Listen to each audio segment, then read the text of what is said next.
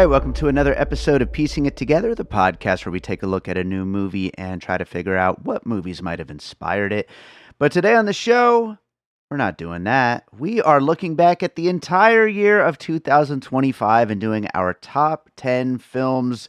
This is an annual tradition with Josh Bell and Jason Harris from Awesome Movie Year, and we have a lot of movies to talk about, 2 hours worth to be exact. So without any further ado, no opening spiel, let's just get right to it. Here are our top 10 films of 2025.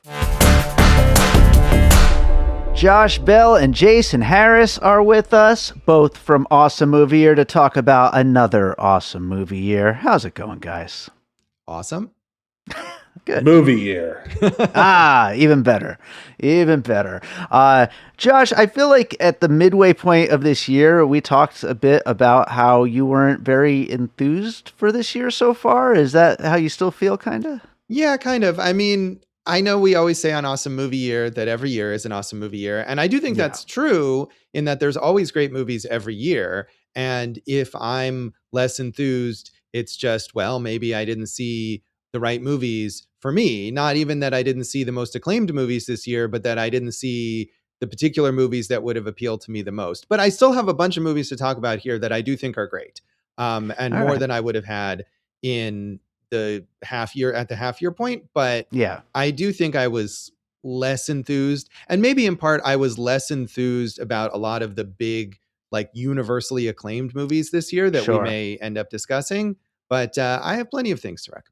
As you know, Jason, debate him right now. Yes, Josh hates things that make people happy. No problem. There's my first debate point. So, I'm sure I'm sure he's gonna pick some that I'm gonna just be baffled by. I always talk about trends. One of the sad trends for me is when I look at what's on my list, other than some of those big ones that Josh is talking about, some of these are just harder and harder for people to find, and it's a real bummer. I know I really worry about kind of where indie film is going, because we all love indie films, and I'm sure we all have some on our list, but it's just harder and harder for them to break through because there's no way for them to get momentum, it seems like, at this point in time. So that's a concern for me going forward. But AI will fix all that. AI and big giant corporate mergers, all that will be good for the future. Excellent. Yeah, definitely. We won't even be doing this podcast. You'll just hit a button next year and the AI versions of us will talk about the best AI films of the year. Yeah, who knew Wall-E would be so prescient?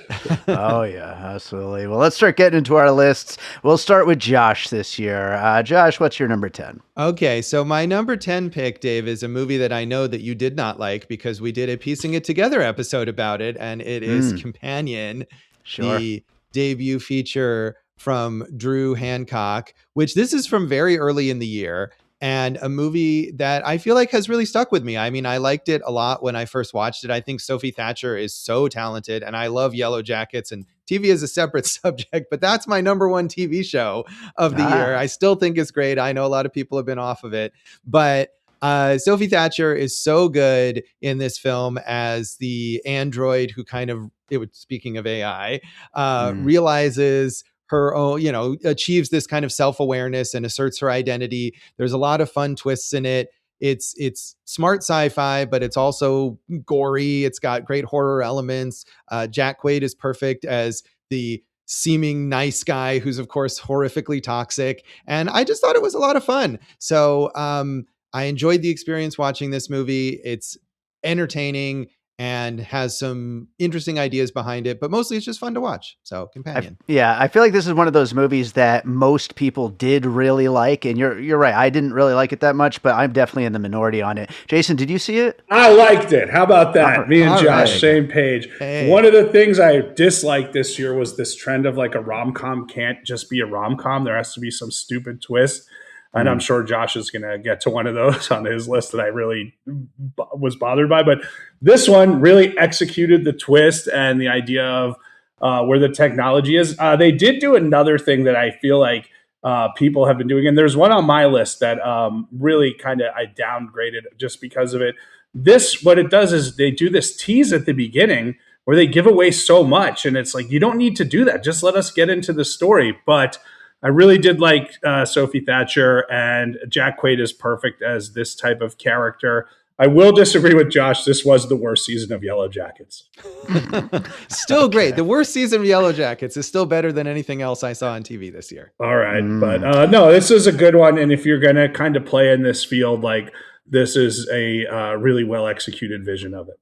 And even if I didn't like it, Sophie Thatcher, I'm with you guys, is great. So we could all agree on that. But Jason, let's go to your number 10. My number 10 features not a great actress, but a great actress who gave a career best performance.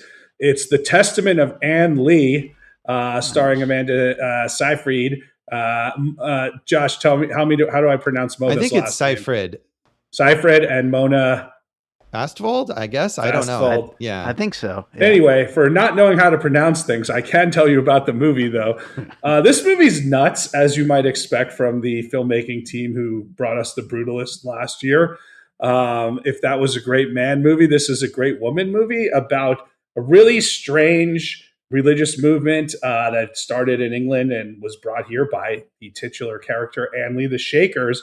This is the most unlikely musical of the year, and the musical sequences, Dave, you always ask for moments, and I always never put anything on my top 10 never gets moments, but if this was, the musical sequences are amazing, the dance sequence, the songs are so crazy, and there was a little room. I wanted to know more of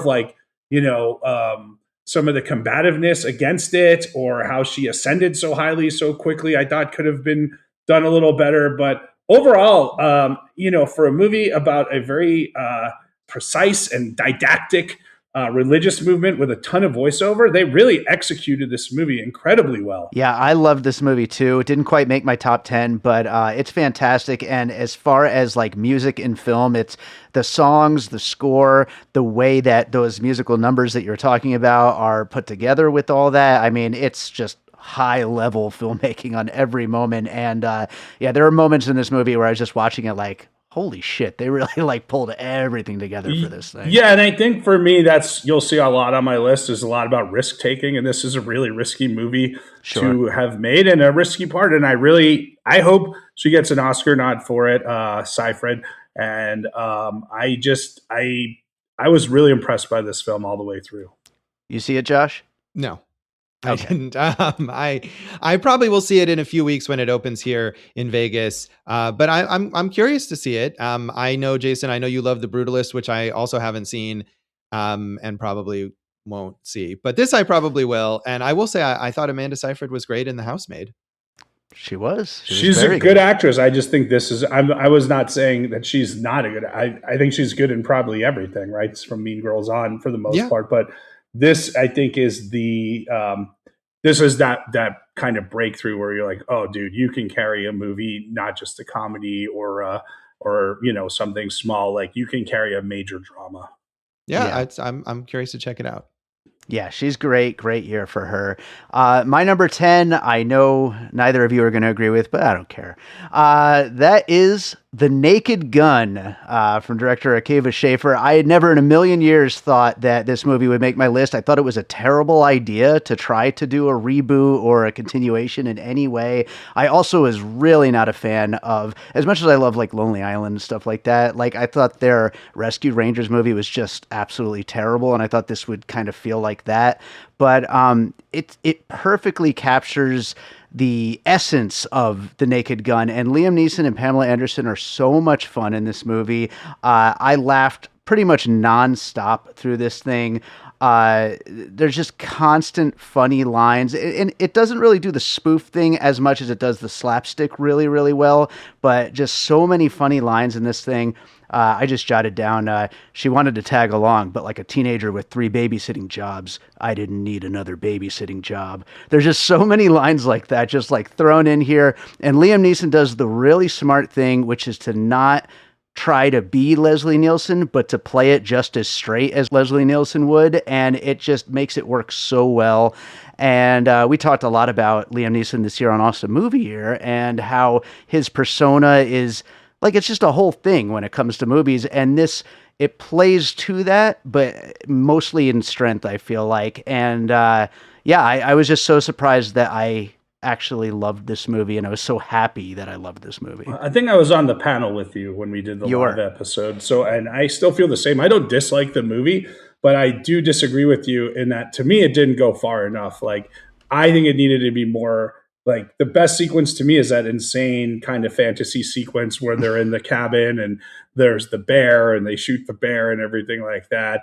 And just stuff like that. And when somehow Pamela Anderson accidentally gets the last name Spaghetti and Meatballs or whatever it is, like, I wanted more of the weird. And I agree with you. Playing it straight is the way to go. I'm glad that Neeson and and Pamela Anderson both played it straight. But like, this felt to me like, hey, we almost have to play it safe because no one's seen a spoof, or a spoof hasn't gotten over, like, or made a ton of money. So we have to go right down the middle with it. And to me, that's where the stumbling was. It needed to be weirder. Yeah, I remember we talked about that on the panel, how like people just don't know what to make of these kinds of things anymore. And so it's like a little bit tough to put that into the world, even though obviously we had like, 30 Rock and all that kind of stuff has been quite big, but still in movies, it really hasn't existed that much. One other quick shout out, Dave Bautista, everything golden. That guy can just crush comedy hard. He's awesome. He's barely in that. He's in it. I know it's a cameo that elevates the film. Yeah, it was fun. I liked it more than you did, Jason. It's not on my top 10 list, but I think in the Critics' Choice Awards, or one of the things I vote for, has a best comedy category, and I definitely voted for it there. Nice. So I liked the weird parts, but I liked the more straightforward, like you were quoting that line, Dave, and some of the just like pun-based lines. I mean, my favorite is when Pamela Anderson's talking about where she went to college, and Liam Neeson says, UCLA, and she says, I see it every day. I live here, or something like that. Just like I laugh so much just hearing that, and that stuff is what I loved about it. So I'm with you, Dave. I like this movie a lot. Right on. That's great. Well, let's go to number 9. What do you got, Josh? So my number 9 is from Jason. I know one of our favorite filmmakers, Steven Soderbergh. It is Black Bag. Another one from earlier this year, although I caught up with it a little later, and the second movie released this year after Presence, which was all right. I think, Dave, didn't we do an episode on Presence as well? We did, yeah. And I actually like Presence a little more than Black Bag, but I think they're both great. Yeah, I mean, I was mixed on Presence, but I appreciate the experimental nature of that. Jason talking about risk-taking, that's certainly a risk-taking movie. And Black Bag, in a way, is more down the middle. It's an espionage thriller with a lot of twists and who's really working for whom and who's hiding these secrets from each other. But it's just so well written. It's so well acted. Michael Fassbender, Cate Blanchett, they are the main stars, but Marissa Abela like runs away with this from, I think she's on Industry, the HBO show, which I haven't watched. But she's really, really good in this. There's if I was picking, the moments here from a movie on my list, there's a montage of interrogations with lie detectors that are just so clever, and it's just so snappy and fast paced, and it tells you as much about who the characters are as it does about their involvement in this convoluted, spy plot or whatever. So really, really, I feel like Soderbergh does a lot of different kinds of things, and he does them really well. But one of the things that he does really well that I feel like is not as appreciated anymore is he makes what should be like just a super entertaining mainstream movie. I mean, this made me think of the Ocean's movies, which are just so well crafted in this very mainstream vein. And this didn't become a mainstream hit, but I feel like it should have. This is an honorable mention. I have this / Presence as one entry, an honorable mention. I thought they were both great. I mean, this was one of my favorites of the first half of the year, and certain things knocked it out. All the things you said are right.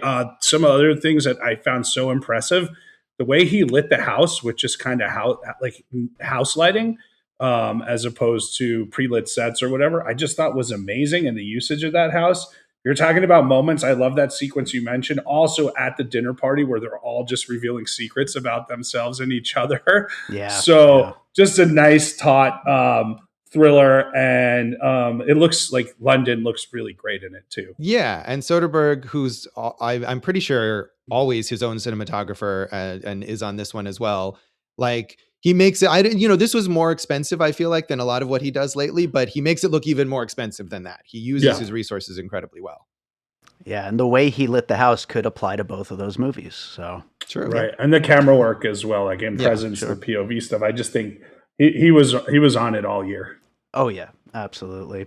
Jason, what's your number 9? I'm very happy to talk about my number 9 because a few years ago, these guys made a movie that I hadn't seen until like 2 days after New Year. So it would have actually probably ended up as number 1 on my list, but I just missed the cutoff. It's Michael Angelo Covino and Kyle Marvin, Splitsville.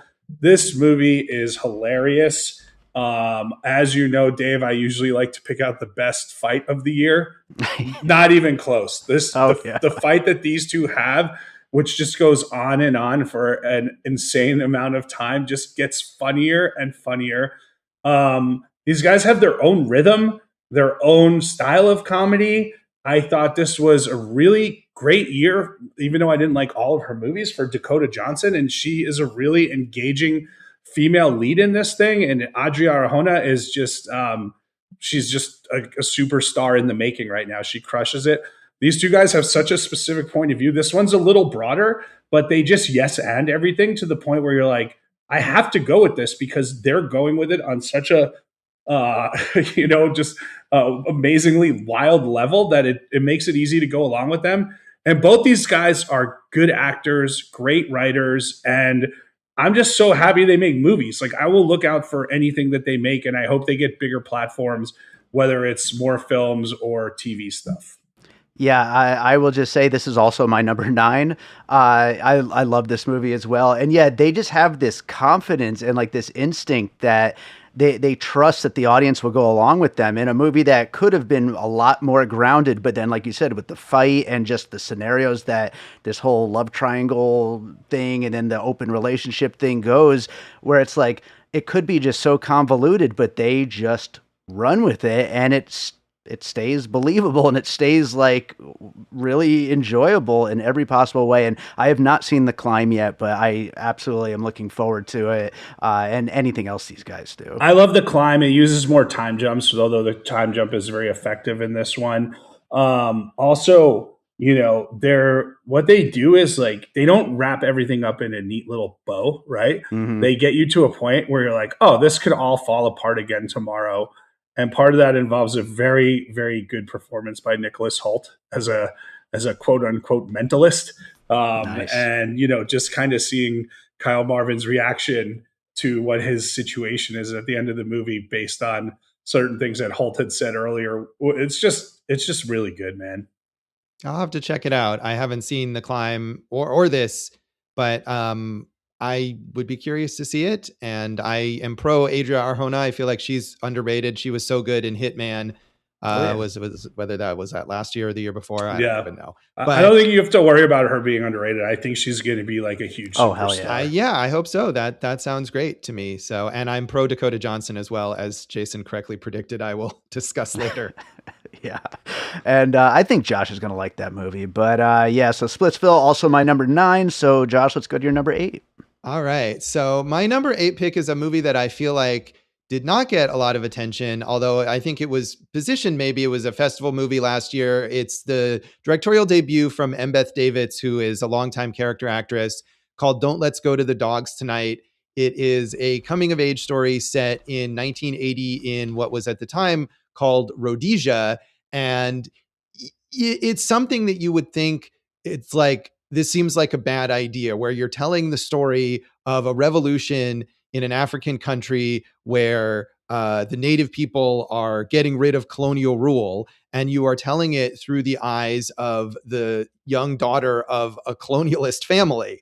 And I think this movie gets a really, really effective balance where it is all about the revolution and about the importance of that, but it's seen through the eyes of this young girl who, of course, is not responsible for anything, but is part of, is coming to understand that her family is sort of part of the oppressive structure of this country, and how she comes to understand, not only it's a coming of age story about, growing up and all of that kind of stuff, but how she comes to understand sort of everything going on in the power structure of where she lives. And Lexi Venter, who is the main star of this is one of the best child performances I've ever seen. And Jason, as you always say, I hate children. Yeah. But I mean, I feel like because I hate children, a great child performance is so much more impressive to me, because you can make me involved in the life of this child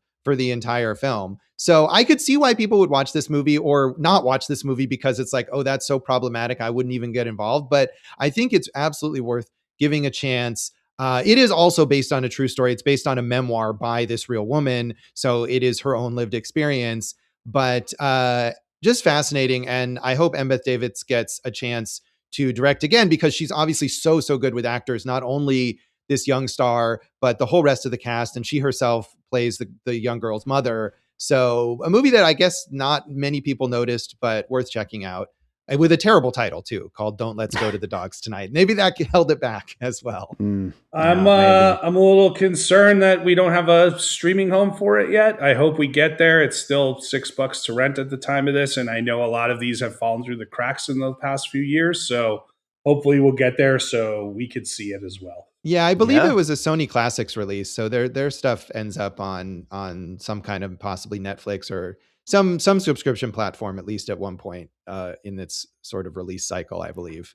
You know what, Josh? You're a Sony classic. Thank you. He sure is, yeah. And I'm excited that the love interest from Army of Darkness went on to direct a movie. So right. I hadn't remembered that part of her career. She's in a ton of movies, but that is one of them, yeah. That's amazing. All right, Jason, what's number 8? Oh, it's up to me again. Well, I'm going to do a slash here and cheat it with 2 movies, but that's unacceptable. Dave rules. As long as he doesn't do a streaming movie. Or can you at least let me tell you the movies so you'll understand why I picked them? Okay. It's not like I was just picking 2 arbitrary movies and tied them.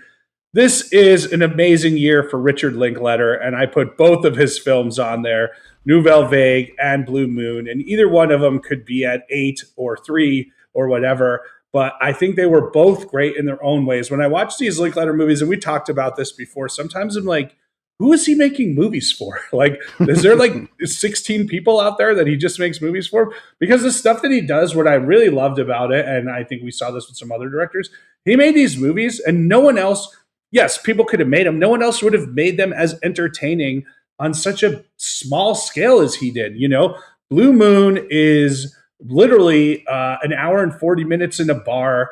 Lorenz Hart, with Rodgers and Hart having to deal with Rodgers and Hammerstein's huge hit of Oklahoma. Ethan Hawke is my vote for Best Actor this year. I really hope he gets the nod, and I hope he wins it. He's so incredible. He carries this movie, but you have great supporting performances all the way throughout. Margaret Qualley, I think, really comes into her own in some ways here. And Bobby Cannavale takes a bartender, just like kind of like a yes and type, and he gives it a real character to it.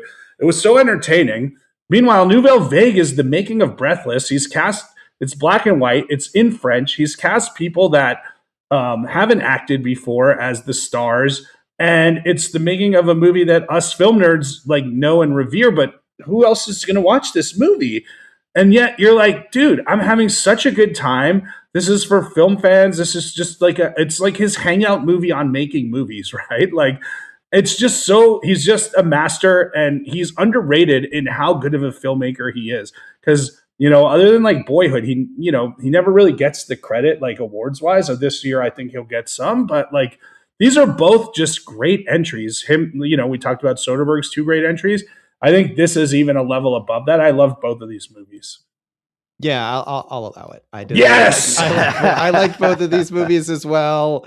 Certainly, I agree with you about Ethan Hawke, and I think Margaret Qualley is great in a lot of things. Not that she needs, maybe like Adria Arjona, she's doing fine, but she is really good in this movie. And Andrew Scott, you didn't mention, also who plays Rodgers. He's really good as well.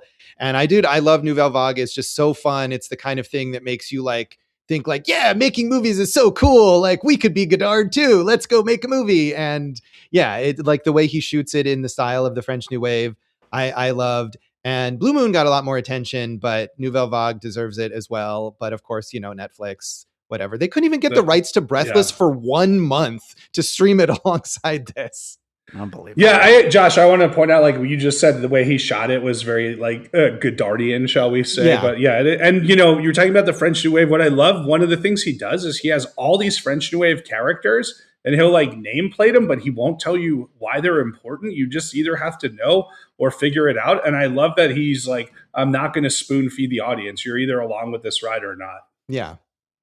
Yeah, and I have not seen either of these movies. Shame on you. I know, it's ridiculous. I kept thinking, well, which one am I going to watch? And then I couldn't decide, so I watched something else instead. That's so dumb. They're each an hour and 40 minutes. I want to watch them both, and I'm going to. I'm 100% going to. So, do you like one more than the other, Josh? Because like I keep oscillating. I feel like I did like Nouvelle Vague more than Blue Moon as a movie, although I think Ethan Hawke's performance in Blue Moon is fantastic, and maybe I'm more of a French New Wave guy than a musical theater guy, and that might be a part of it. But I mean, I did like them both a lot. Yeah, I feel like I probably liked it more too, but Ethan Hawke is so gives such a like amazing performance. It just made me want to like kind of keep going with that one a little more, maybe. Both excellent. Yes. I'm going to watch them both. Number 8 for me, we already talked about Dakota Johnson, but I am picking Materialist for my number 8 here.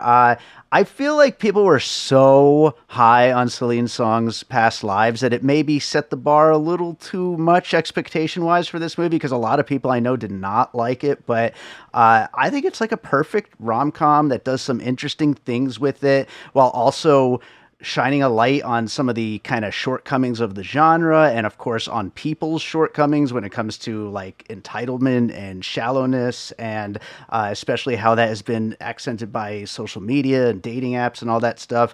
But at the heart of it, what you get is just a really great, charming romantic comedy. I think Dakota Johnson and Pedro Pascal are both great, but Chris Evans kind of steals the show here. He's just so damn charming and so fun to watch. I mean, Captain America and all that stuff is fine, but like, I really hope we see him do more of this stuff because he's just so fantastic here. But yeah, I think that this movie, again, is victim of a little bit too much success the last time out, because as I was watching it unfold, I'm like, I really like Past Lives. It was a great movie, but I'm watching this right now, and this is a great movie too. Yeah, I totally agree, and I will have more to say about it later in my list. But I'm Cool. with you 100%. So I'll give you your shine later, Josh. So I'll take it now.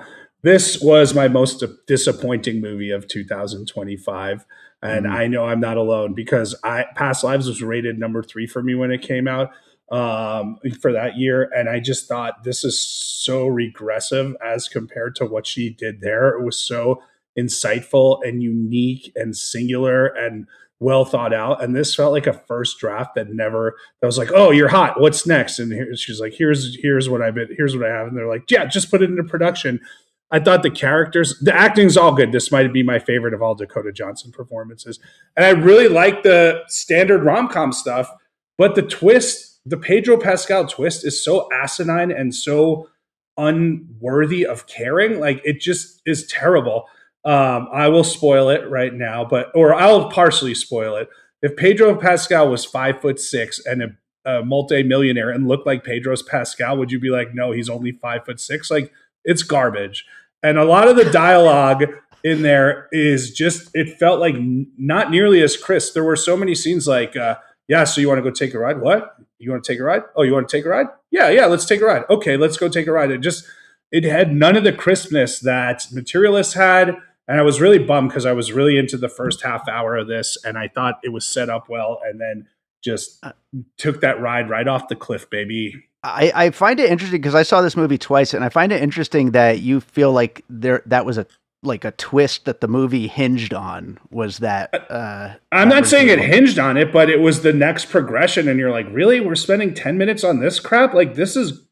Nobody cares about this. Right, but I think nonsense. The idea is that you become so obsessed with that. Like, you're right. If he looked like Pedro Pascal and was 5'6" and was a millionaire, he would do fine. But he doesn't believe that. And so he does this extreme thing in order to get even more of an advantage over the ones that he already has. And that's kind of like the core theme of the movie. Right. Well, none of that had any emotional resonance to me and pushed me away from it. But like I said, that aside, like I think that's just an example of something not being nearly as homed in on as her last piece, which I love, love, love, love, love. Past Lives. I hope her next movie is a home run, but this was, and I ended up giving this 3 stars because there's enough good stuff. But based on what I know she's done and what I was hoping for and where this started, like this was such a disappointment to me. Yeah, can't win everybody over, but Josh, let's go to your number 7. All right.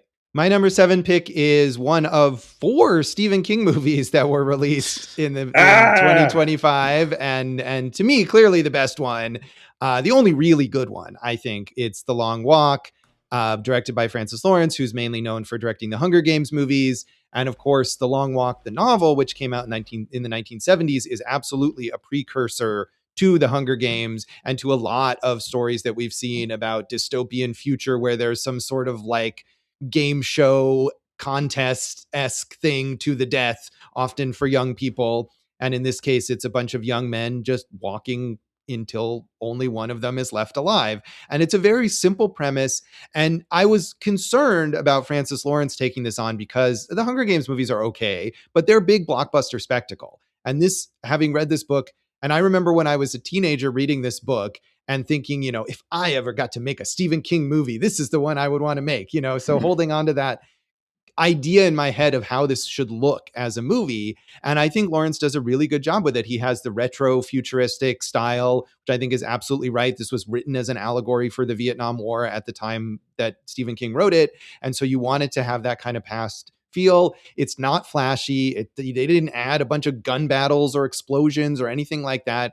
Very character focused. Cooper Hoffman, David Johnson, who was great in Alien Romulus last year, very, very good in the leads. All the supporting performances are good. You really care about these guys and you're really invested in a movie that is about people walking for 100 minutes or whatever it is. So I really thought this one did exactly what I wanted as a reader of the book, but is also just a good movie. No shout out for Mark Hamill, Josh?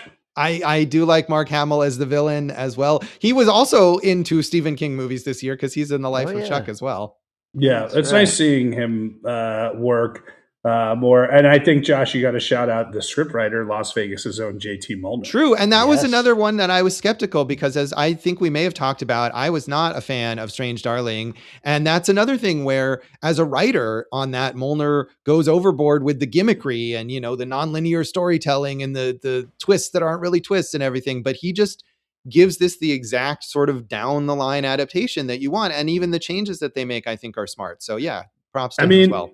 I thought it was a little long in the tooth. It's, I think, an hour and 49 and could have cut 15 out, but and been fine. I also just didn't think it landed. Like the ending just didn't stick it for me. But so I didn't dislike it. It just wasn't where I wanted it to be, like, overall. But I'm glad you had a good time with it, friend. Yeah, I mean, they changed the ending from the book, which is more ambiguous. And I think that would have worked really well. Actually. Yeah, might have, but I think the way they do it, it's not just ambiguous as to what happens. It's sort of too internal and too literary, and you need something a little clearer in a movie. So I agree the ending was a little muddled, but I think the changes that they made were probably the right ones. Yeah, I'm with Jason on this one, but at the same time, like, I thought the performances were all great, and overall, I did like the movie. And I certainly appreciate the setting and the way that they like made it where you weren't really quite sure when all this is happening. Like, I like that idea, and it makes it more universal and everything. But yeah, no, it's certainly a movie that a lot of people really like too. So look at Josh liking movies that a lot of people like. Yeah, there's a few, I think. That doesn't work for us here. Yeah. Jason, what's number 7? Number 7 for me is the perfect example of what I was talking about at the beginning of, like, I'm worried that cool indies aren't going to get their spotlight because they just get lost in the shuffle. Who would have thought I would have had a Christmas movie on this year's list, Dave? It's Jay Duplass's The Baltimoreans, which is just a great Christmas one-nighter about two kind of oddballs who get together, Michael Strassner and Liz Larson, who are not actors any of us probably know it all, I would say. I thought they both killed it. She's amazing in it. He's really, really good in it.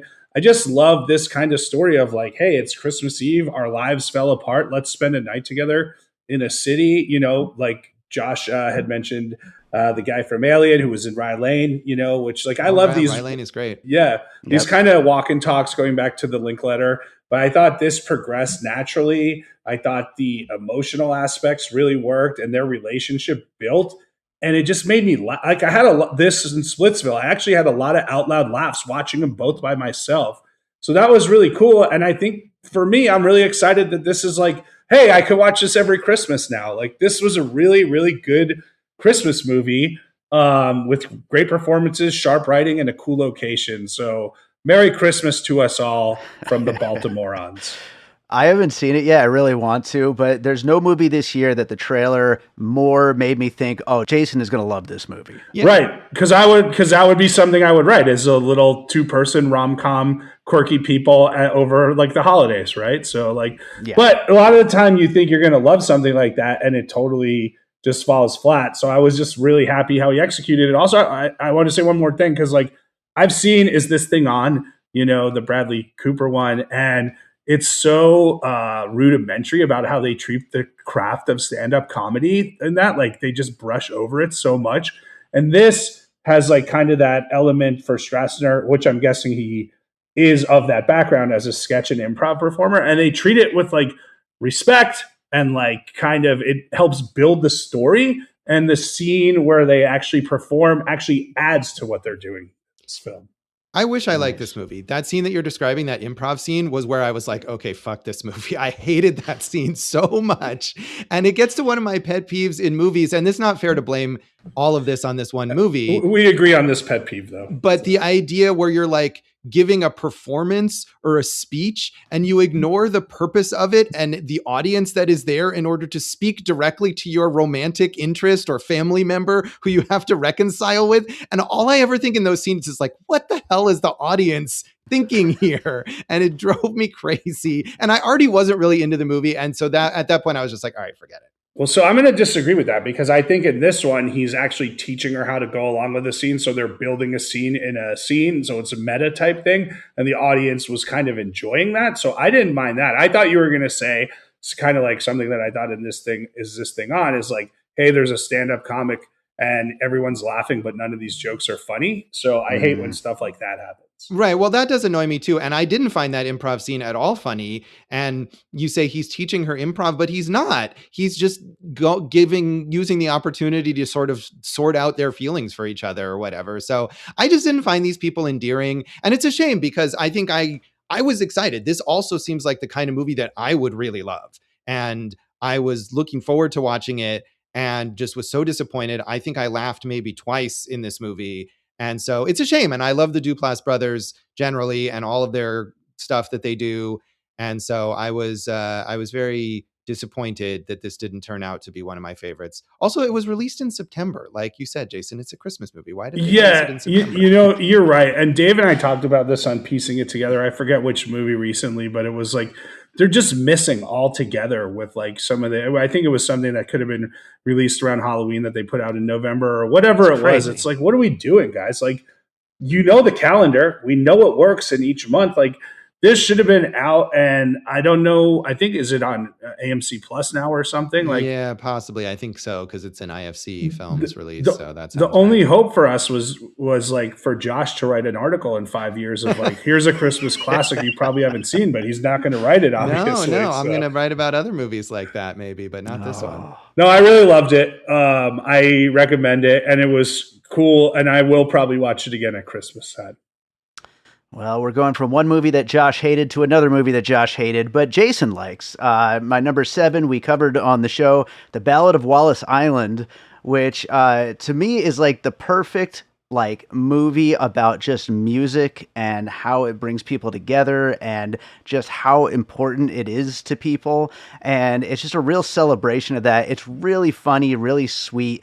Tom Basden and Tim Key are the leads to this. And it's my understanding that they've done other stuff together too, although I haven't seen any of that yet.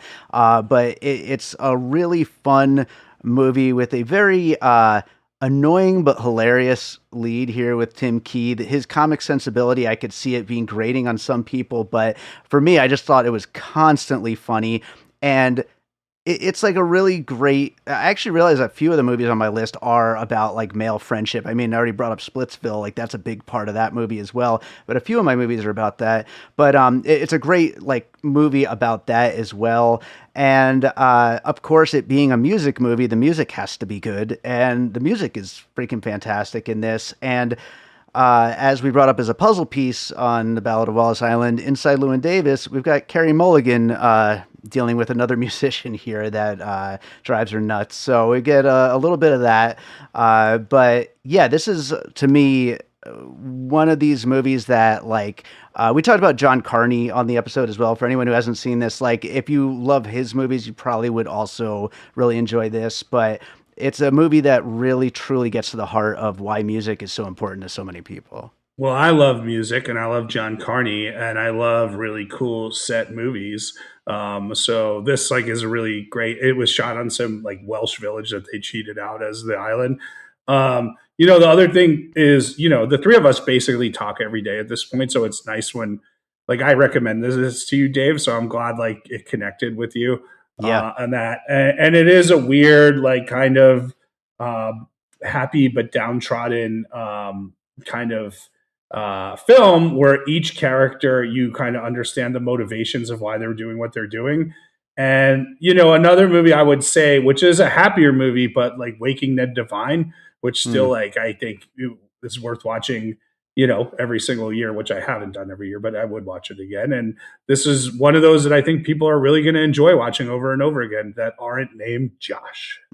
I mean, I feel like it's maybe not entirely fair for me to weigh in on this movie because I hated it so much that I turned it off after 20 minutes. Because which I don't do, and I wouldn't have done if I was, writing a review or whatever, but the only reason I was watching it at the time was for list consideration. And it's like, if this isn't going to be a best of thing, and in fact it would possibly be a worst of thing, I'm not going to subject myself to this when I have more other important things to do. I didn't even get to Carey Mulligan showing up because within the first minute of Tim Key's character, I was like, this is awful. I can't stand this. I can't imagine. And I can see that. This. Like, if you're not in on him in the first like 5 minutes, like it's going to be a rough hang. Well, it was so unbearable that, I mean, it was a relief to be like, I don't have to watch the rest of this movie. It really says so more about Josh as a reviewer shutting it off before. No, again, if I was writing it, or I thought about, I didn't remember whether or not it was going to be part of this episode. And I know last year,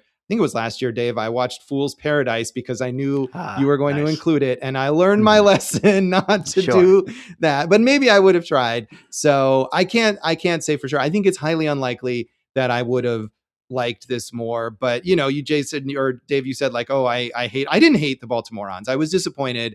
I gave that like a 2.5 stars. The first 20 minutes of The Ballad of Wallace Island gets 1 star. It was just the worst. Oh boy. Dave. All right. You're right. Josh is wrong.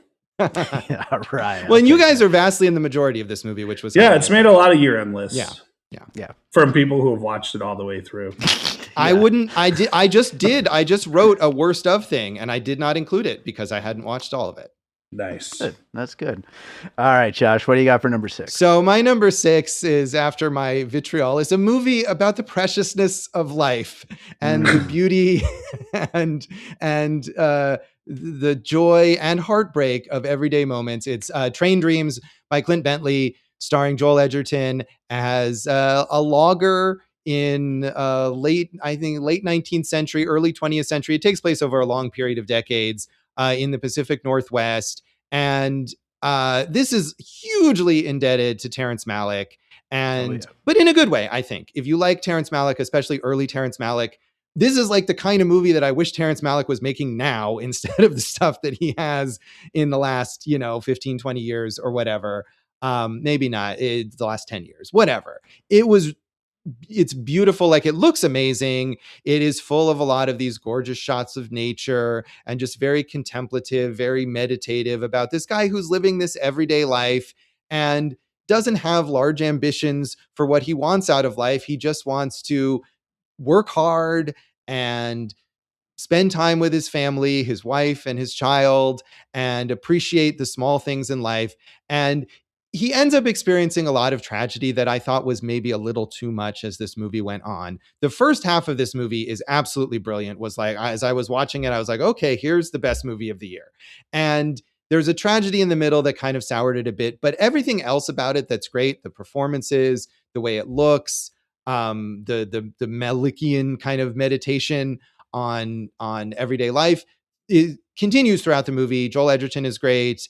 Felicity Jones, who plays his wife, is really good, even though she kind of doesn't get as full of a character as she ought to. Carrie Condon, who comes in as a female character in the second half, also very good. And William H. Macy in this movie would probably be my best supporting actor pick. He is so great as this crusty old logger who has this philosophical perspective on life and is just so fun to watch. So I despite my reservations, I really, really did like this movie a lot. And I didn't see it in a theater. I'm sure it would look better in a theater, but it still looks great on Netflix. So people should check it out there. Yeah, I liked it. I feel like I owe this movie a second watch because I was very distracted at the time. But I do agree, though. It's absolutely beautiful and the performances are great. Also, a really great score. Yeah, that's true. Yeah, man, I've been catching up on so many. I didn't get to this one. It's like one of the next two on my list to get to. So, Dave, if you need to watch it again, you can come over and we'll watch it. But I'm glad, Josh, that you, along with so many other people, like this. I'm pretty pumped to see it. Yeah, and I think you would like it too. Yeah, thank you. I think so. Thank you, Josh. Jason, what's number 6? What is number 6, Dave? You're not going to believe it. It's the most unlikely pick from Jason Harris to be on a top 10 list. Possibly the most, not the most, but it's in there of like some of the most fun I had watching a movie this year. It's a film called Final Destination: Bloodlines. Hell yeah. Just what the heck? I just like this to me captured the fun of like an Evil Dead movie in the best possible way. I just had such a blast from beginning to end. I think the set pieces were great. I think the kills were awesome. I love that, they didn't treat any character as too precious to kill off. And it made me laugh. It made me like, this would have been such a fun popcorn movie to watch. I'm glad it did well in the theater. I think these are the right guys. What are they doing next? They're doing another like legacy property that actually makes sense for them. I forget what it is, but this might have been the most fun I had and the best kills in a movie this year. I'm totally with you, and I'll be talking about it again later.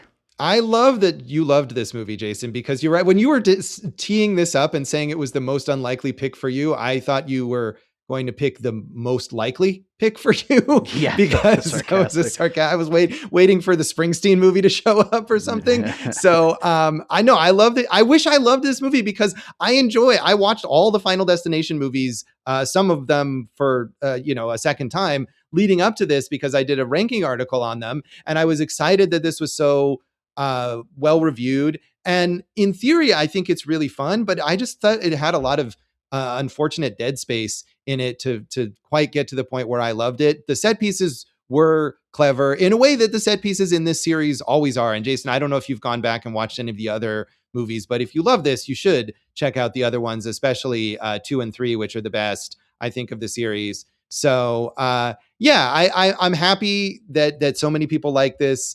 I wish I liked it more. I think I forget, Jason, you're right. They are doing some other legacy. The new Gremlins. There you go. So that could be fun. I did like their live action Kim Possible movie, I will say. Nice. They made for the Disney Channel.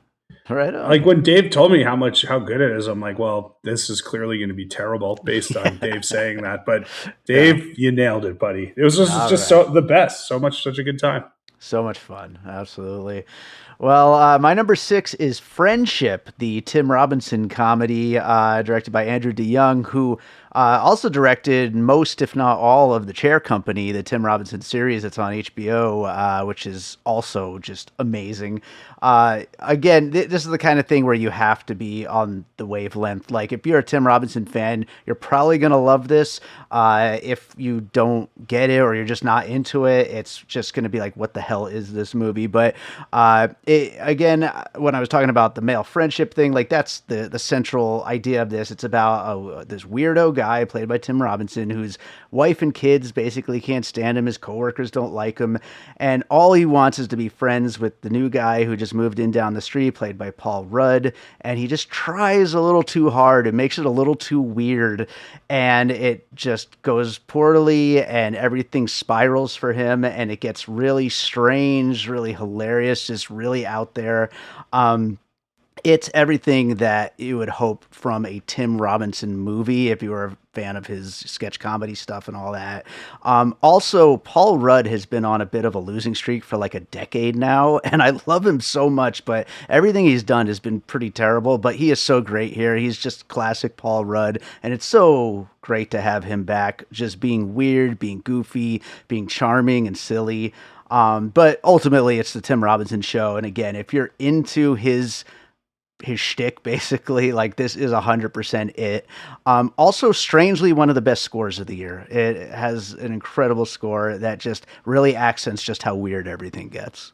Obviously, everyone knows I'm a huge Tim Robinson guy. I love Detroiters. No one even talks about that anymore. I've been a day one since I Think You Should Leave. And I would have been happy if this was even a weirder film. I did like it a lot. Didn't make my top 10, but it is funny, as Dave knows, when they push the dog up through the shaft in the sewer. That was one of my favorite film moments this year. Kate Mara as the wife really, really crushes it. And I always talk about how you need a grounded player so the elevated players can kind of live in that world and in that space. So she's really, really good in it. Obviously, Connor O'Malley with some of the weirdest stuff of the year. We should have never got out of Afghanistan, which he just says for no reason at all. Great. I did like the score, as you said, and I just like the movie. It's super fun. I think it'll be a really fun rewatch. And Tim Robinson, sign me up. Anything he does. Yeah. Yeah, I didn't see this one because I know the kind of things that I like and don't like. And this is the kind of thing that I don't. So that's fair. Didn't even bother with it. But clearly Tim Robinson has his fans, and I think that's great.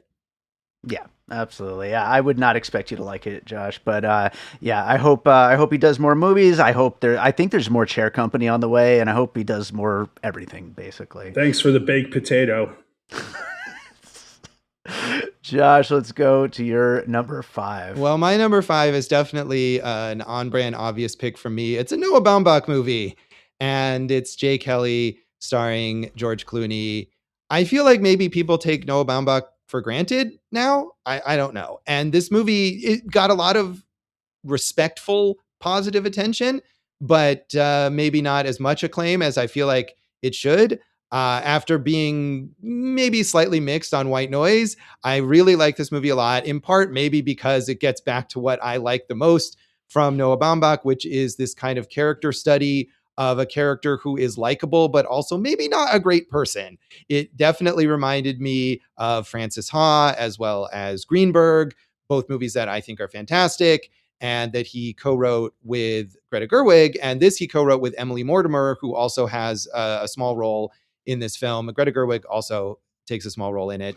But I think maybe having that female perspective helps him make these kinds of movies, even though this is a very male friendship movie. The main relationship here is between Jay Kelly, the movie star, and his manager, played by Adam Sandler. And, the sort of mix between this professional relationship and a personal relationship. And can you really, truly be friends with someone who is this insanely famous and who you rely on financially to such a degree? And that stuff is interesting. It's a great character study. I love the flashback scenes as well that give you a sense of the arc of this guy's life. It does, in some ways, mirror what Clooney lives through, I'm sure, because he's a really famous movie star. But I wouldn't have wanted to see a movie that was just a veiled biopic about George Clooney. It is a very different arc that this character has, and I thought it was fascinating. It's funny, it's warm, all of the parts down to Isla Fisher shows up for 3 lines or something, but Noah Baumbach can get anybody, I guess, at this point to show up. All of those even small parts are really well acted. You know how much I hate Adam Sandler, so to be this enthused about a movie featuring Adam Sandler really says something for me. I'm not going to be one. I feel like he's the one who's gotten a lot of best supporting actor kind of talk. And he was fine, but at the same time, I dislike him so much that I kept thinking, what if this was Chris Eichmann? What if this was Ben Stiller? Someone else who's worked with Noah Baumbach before. But it's still good. He's still good in it, and he and Clooney have a good back and forth. So I really liked it. No shock that I liked a Noah Baumbach movie. So I love Noah Baumbach too. I think this suffers a little from the pre-hype, of like it's Baumbach, Adam Sandler's getting an Oscar. Like not everything has to be an Oscar role. You know what I mean? Like he definitely, to me, should have been nominated for Uncut Gems. He does fine here. He's good. He's a really good supporting player. But it's not an Oscar role, so let's just move on from that. But I think that's good because what I don't want to see is a comedic actor trying really hard to win an Oscar, and he doesn't. He plays an honest character, and he does a good job. I'm just saying, we don't have to always say like, oh, the next thing that this person does is going to be Oscar worthy, right? Right. Laura Dern always brings it. Billy Crudup just absolutely smokes it here. To me, it just I call this B-level Baumbach. I think what it is to me is he just does so much better with like normal, average, everyday people. And I want him to go back to that. I think maybe this to me is like, this is his Linklater movie, like all the stuff that we talked, the train stuff, traveling through a train through Europe, right? Doing a movie about film, whatever it is. And I just don't think it connected all the way for me, but I did like the movie. I do like it. I just don't like it as much as many of his other ones. Also, something that drove me crazy, if you're in a tennis tournament and you're up 5-4 in the third set and you can win the tournament, it's one game. You're not going to leave when you're up 5-4. You're going to finish the game out. So that... Well, I felt like that was the whole point, that it didn't matter how close it was to being over, that he has to leave right away. I think he knew he could have stayed, but he like the Jay Kelly character, the Ron character also used work as an excuse to not being there. True. Yeah. I mean, and that's part of it as well, which I think is interesting rather than a plot hole. I have not seen it yet. I really want to, obviously. Everyone involved in this, I want to see it for. But like Jason said, there was so much hype around this movie. It kind of made it a little exhausting to even want to like sit down and watch it. But I'm definitely looking forward to it, though, at some point. Jason, what's your number 5? Number 5... would you have thought that old JH would have 2 horror movies in his top 10 this year? I'm a man of growth, I think we could say. Mm-hmm. The best of the legacy sequels to me this year, it's 28 years later. And I just think Danny Boyle is a genius.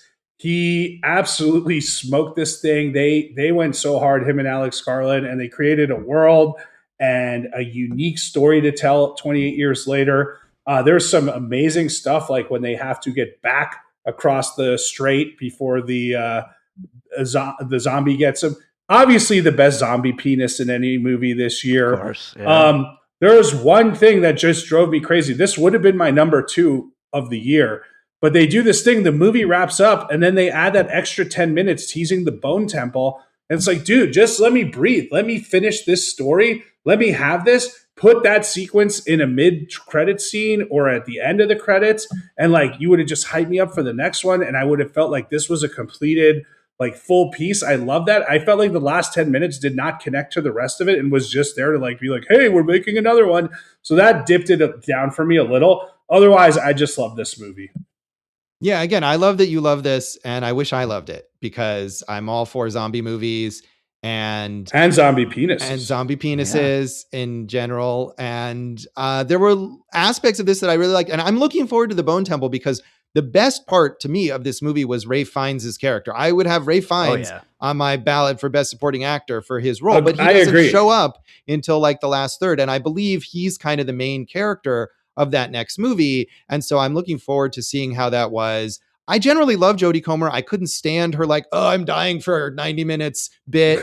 And this was a kid actor I hated. So I thought the kid did well, but I agree with you on Ralph Fiennes. I think he might be my pick for Best Supporting Actor this year.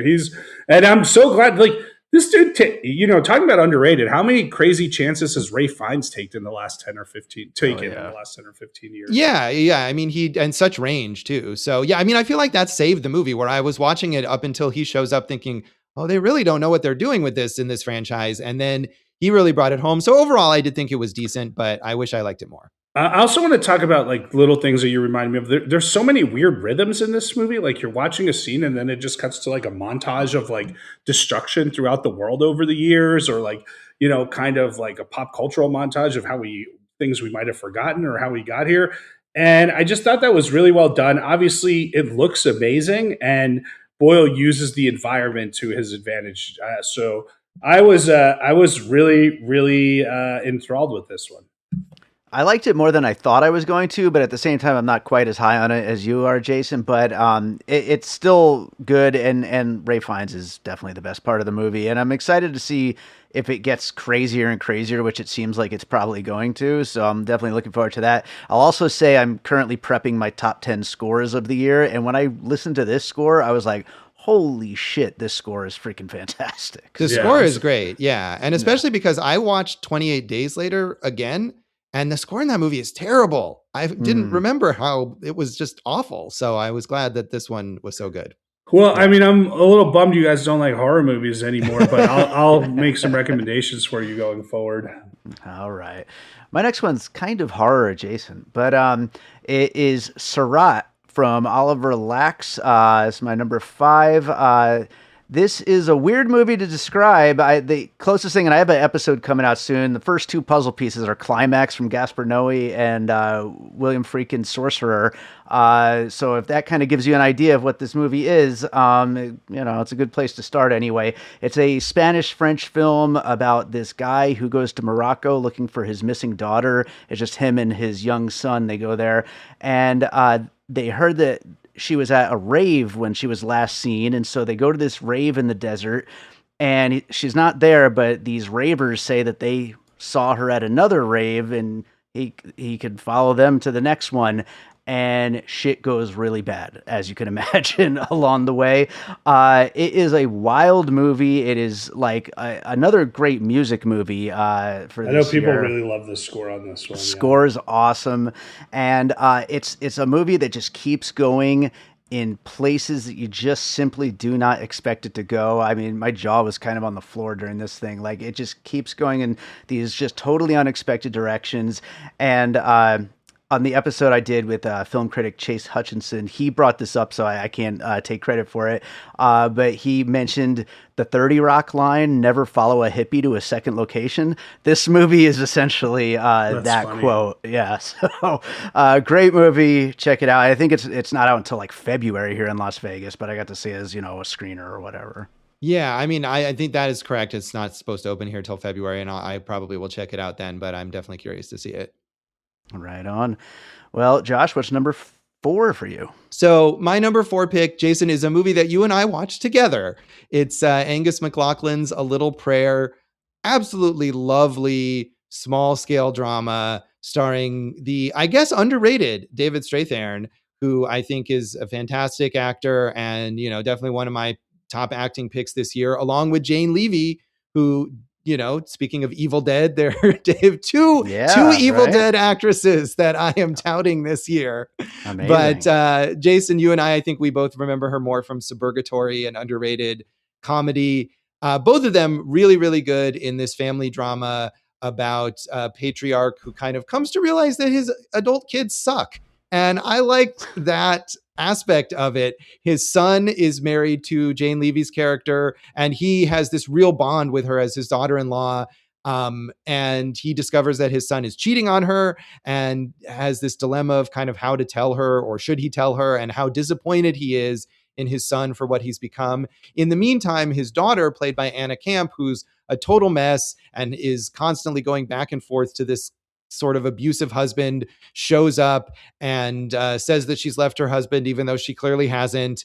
And, she herself also just cannot take accountability for anything. And Anna Camp, someone also I think doesn't get credit for dramatic roles necessarily, but all of the acting in this movie is really good. It doesn't build... the mom too. Yeah. All of them. Celia Weston, plays the mom. Dasha Polanco, who I remember from Orange is the New Black, plays the mistress, the son's mistress. So really, really good acting here. But again, it doesn't build to like some big dramatic confrontation. There's a lot of these just small moments where characters kind of acknowledge their feelings in a subdued, subtextual way, but it's really affecting. So I love this movie. And I think Jason liked it too. So it's a little. I'm really happy rare. you have it on your top 10. It's on my honorable mentions. This is exactly the type of movie that I'm talking about. Premiered at Sundance 2023, and we only got to watch it because Josh is a big famous movie critic who's got a lot of stroke at getting the movies. I mean, we watched it because I was reviewing it because it opened in theaters here, so it did play somewhere. Yeah,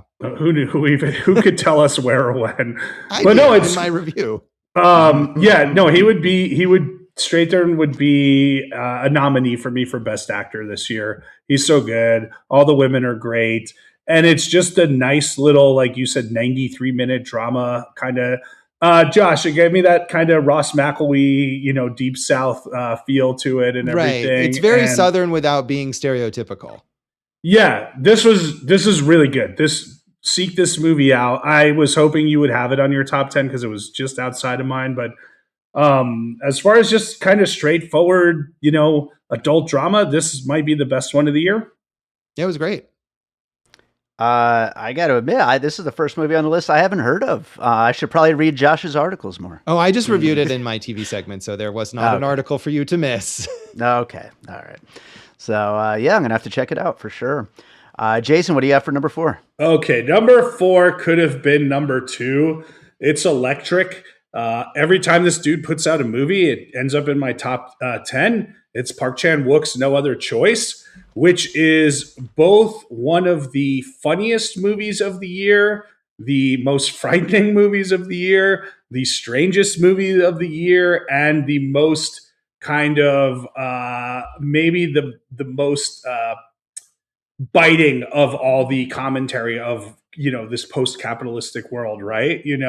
The premise is nuts. It's it's based on an old American story, right? Where a dude here, he gets fired from a paper factory in South Korea, and jobs aren't what they used to be. He's got a nice life that he's built for himself and his family. He's too qualified for a lot of jobs, so he finds out that there's only a few paper companies left, and there's only a few people who are qualified to have the management position that he could get. So he decides the only way he can get it, he has no other choice but to bump off all of his competitors. And it's crazy. It probably has a few of my favorite shots in the year. I watched this at my house on a screener, honestly, but I was like, dude, I would have loved to have seen this in IMAX. It's pretty cool. Nobody can do what this guy does. A lot of this kind of singular director auteur stuff this year. And this, I hope it gets all the Oscar nods.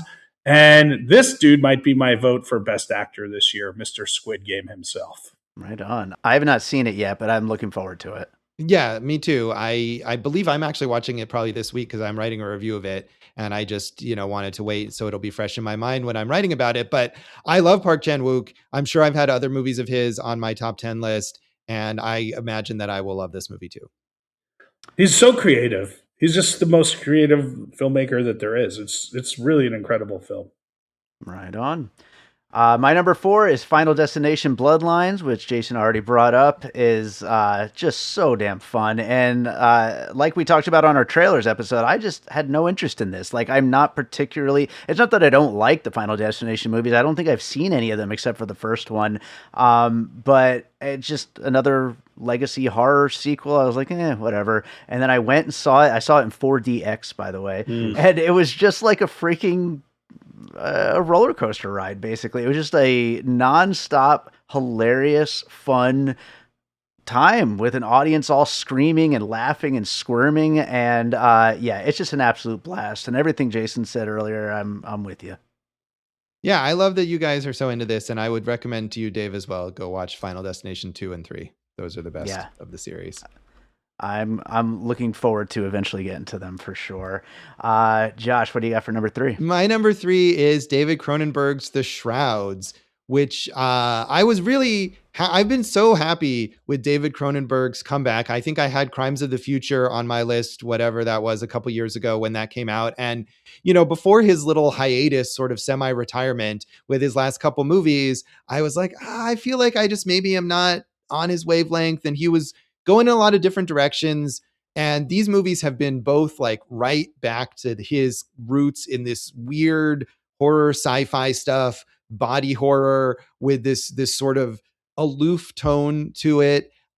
This is a movie where I think you start off, especially maybe if you've never seen a Cronenberg movie, and it might be off-putting in the way that the dialogue is sort of stilted and the interactions between the characters are very awkward, but it's all part of what he's doing here to create this alienation effect about grief and about dealing with the death of a loved one. And Vincent Cassel's character, who has invented this technology that in reality no one would ever want, where you can view the decomposition of your loved one's body through this little screen, either on their headstone or on an app on your phone if you want. And I just, the movie treats it as if it's this like amazing sensation that there would be international cabals competing to control. And I loved that about it. It's got some really unsettling body horror stuff in these dream sequences with Diane Kruger as his late wife who died of cancer. She also plays multiple roles in this movie as her own, the twin sister, as well as this weird AI avatar. And there's all sorts of incredibly baffling things in this movie, including this conspiracy storyline that you realize at the end of the movie makes no difference whatsoever.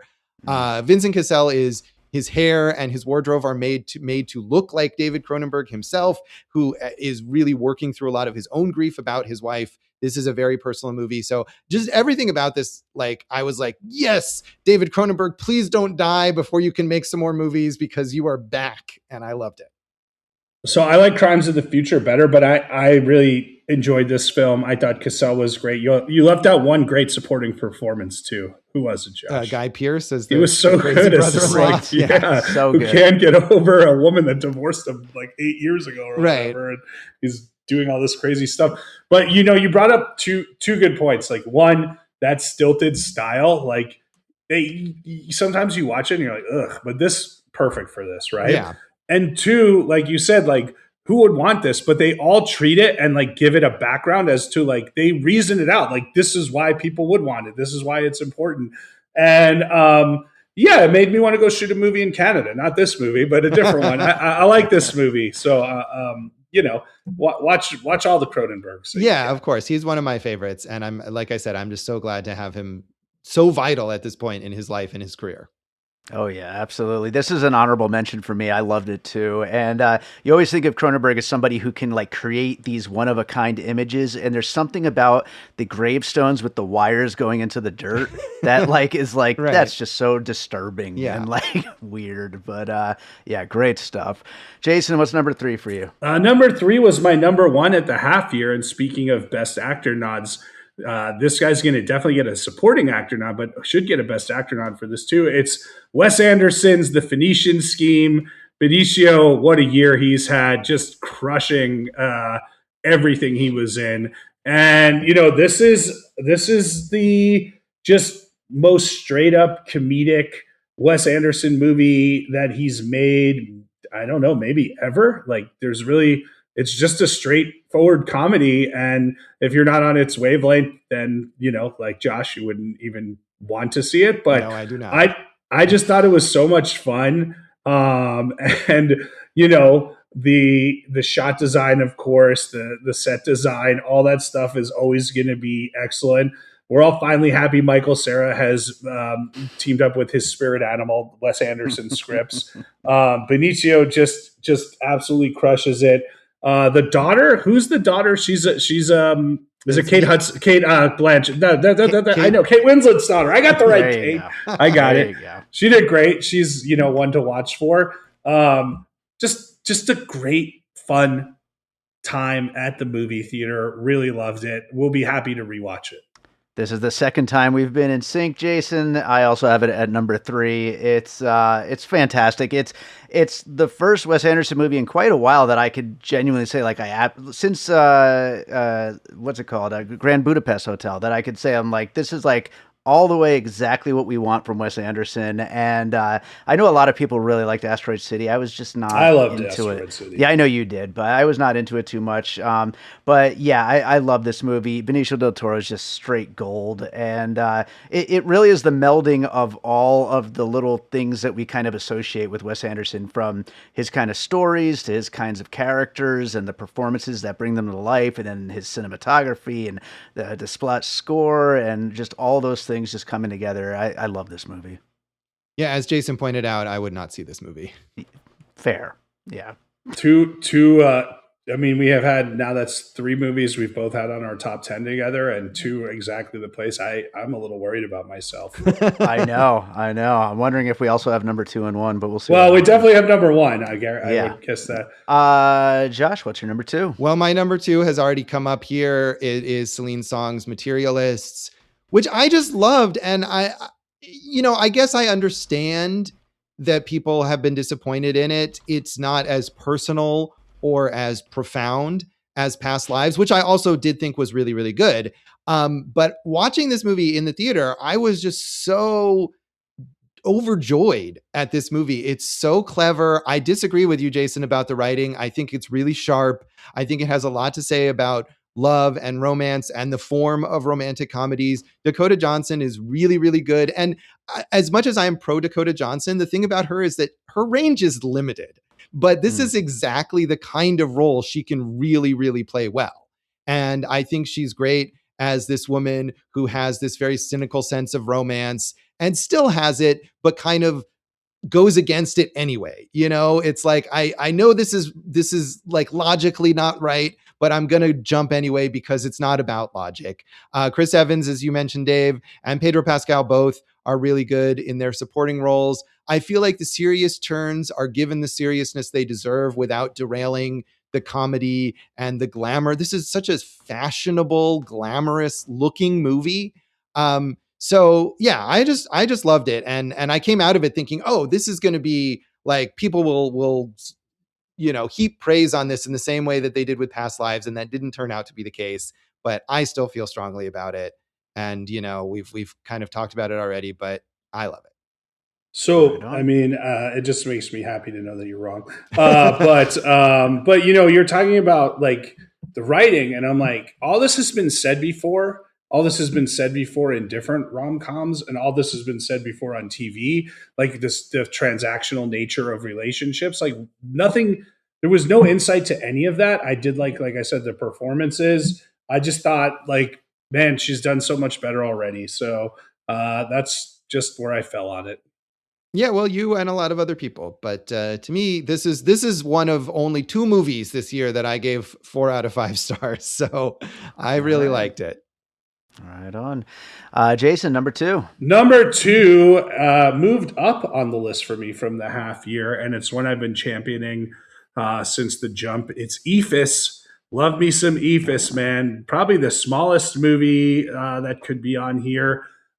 It's just, and I know we've talked about it, not just as I think I recommended it, Dave, on like one of the like, hey, it's, you asked me for always like a rec at the end of the month. But yeah, this is Carson Lund, who I don't know anything about as a director.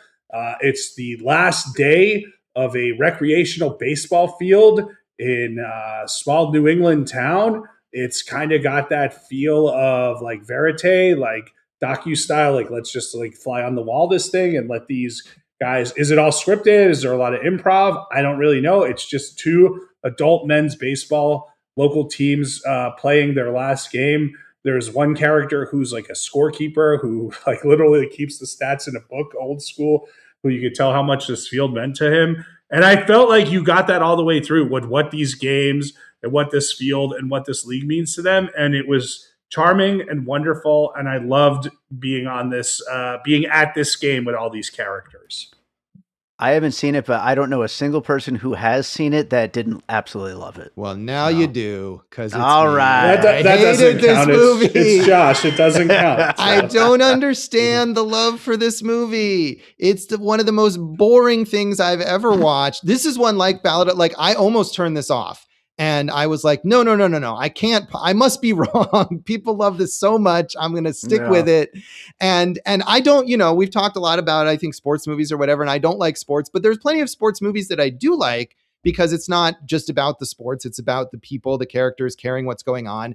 I could not tell the characters apart in this movie the entire time. I could not follow the game. The only thing it reminded me of is when I was a kid and I would have to sit with my dad when he watched baseball games, and I kept waiting for everyone to get out as quickly as possible so that the game would be over and I could stop watching it. And that was how I felt about the movie. And the game never fucking ended. It just went on and on. That was part of the, that's part of and the I know, plot. I know that was part of the point. And it's these guys, they don't want it to end in a way because that means an ending of something significant in their lives. And I understood the themes. I just didn't care at all. I didn't engage with any of the characters. It just bored the shit out of me. Well, Josh, you were right in that you were wrong about the movie. So I'll give you that. I did, unlike Ballad of Wallace Island, I did watch the whole thing, so I feel qualified to say it sucks. It definitely does not. It's great. It's my number 2 pick of the entire year. Yes. And you and many others. Oh, yeah. Well, I will go to my number 2, and that is Marty Supreme from Josh Safdie of the Safdie Brothers. This is a movie that feels like a conclusion, maybe, of a trilogy with good time and uncut gems. Although this is the more,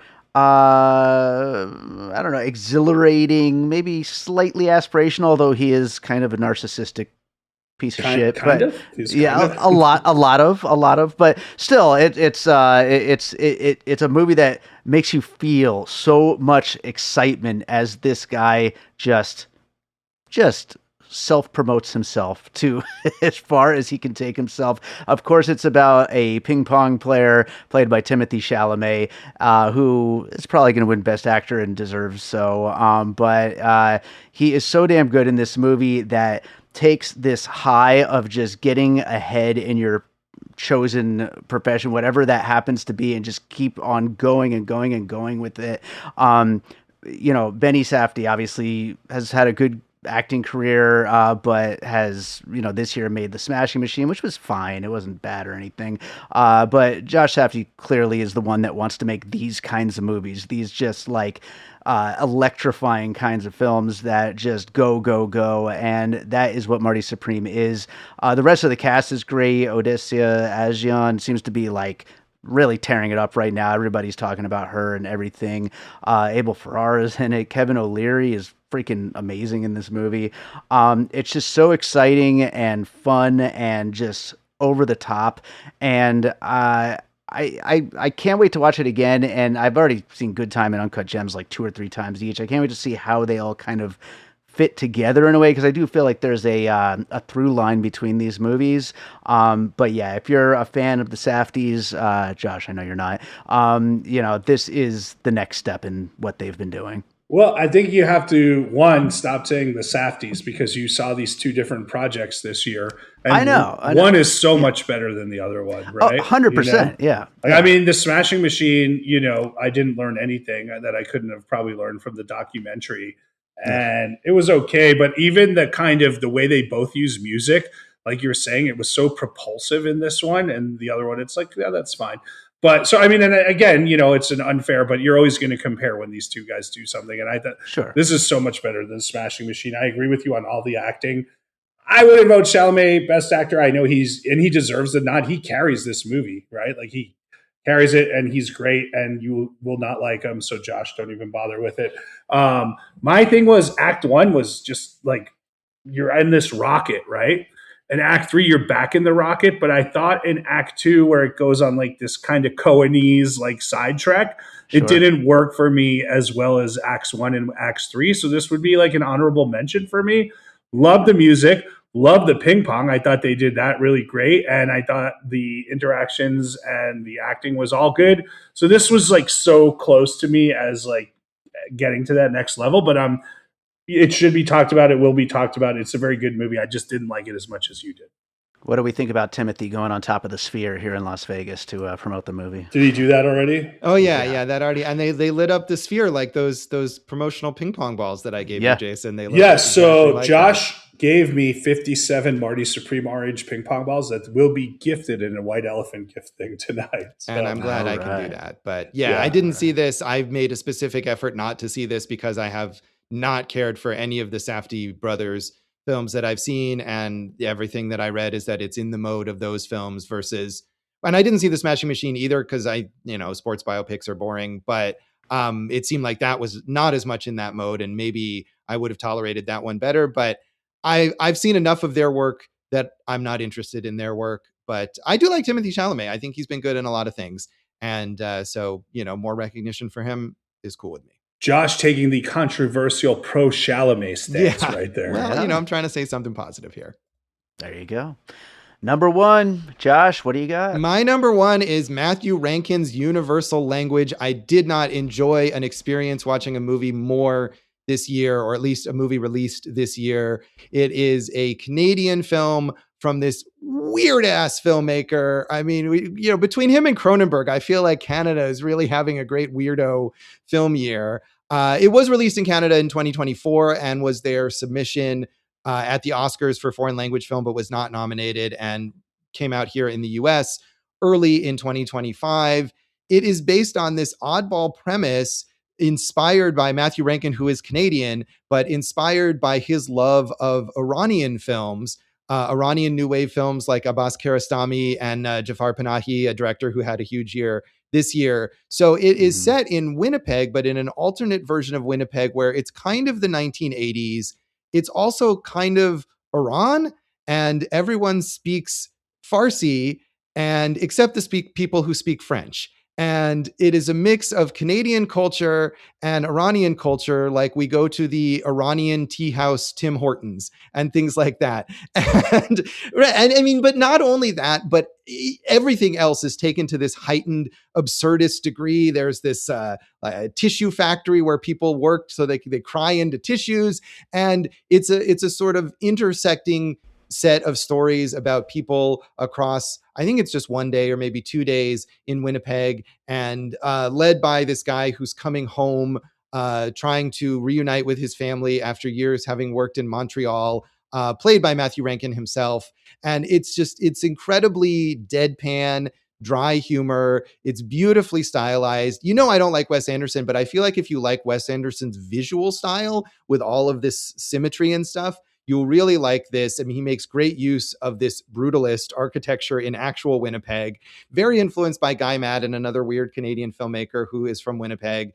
And just like, I think I talked about Matthew Rankin's first film, 20th Century, on one of our first time watches episodes, Dave, maybe last year, which was this like sort of hallucinatory alternate world biopic of a Canadian prime minister from like the 1920s or something like that. And it's just as weird as that, but no one else could or would make a movie like this. It's so funny, so brilliant.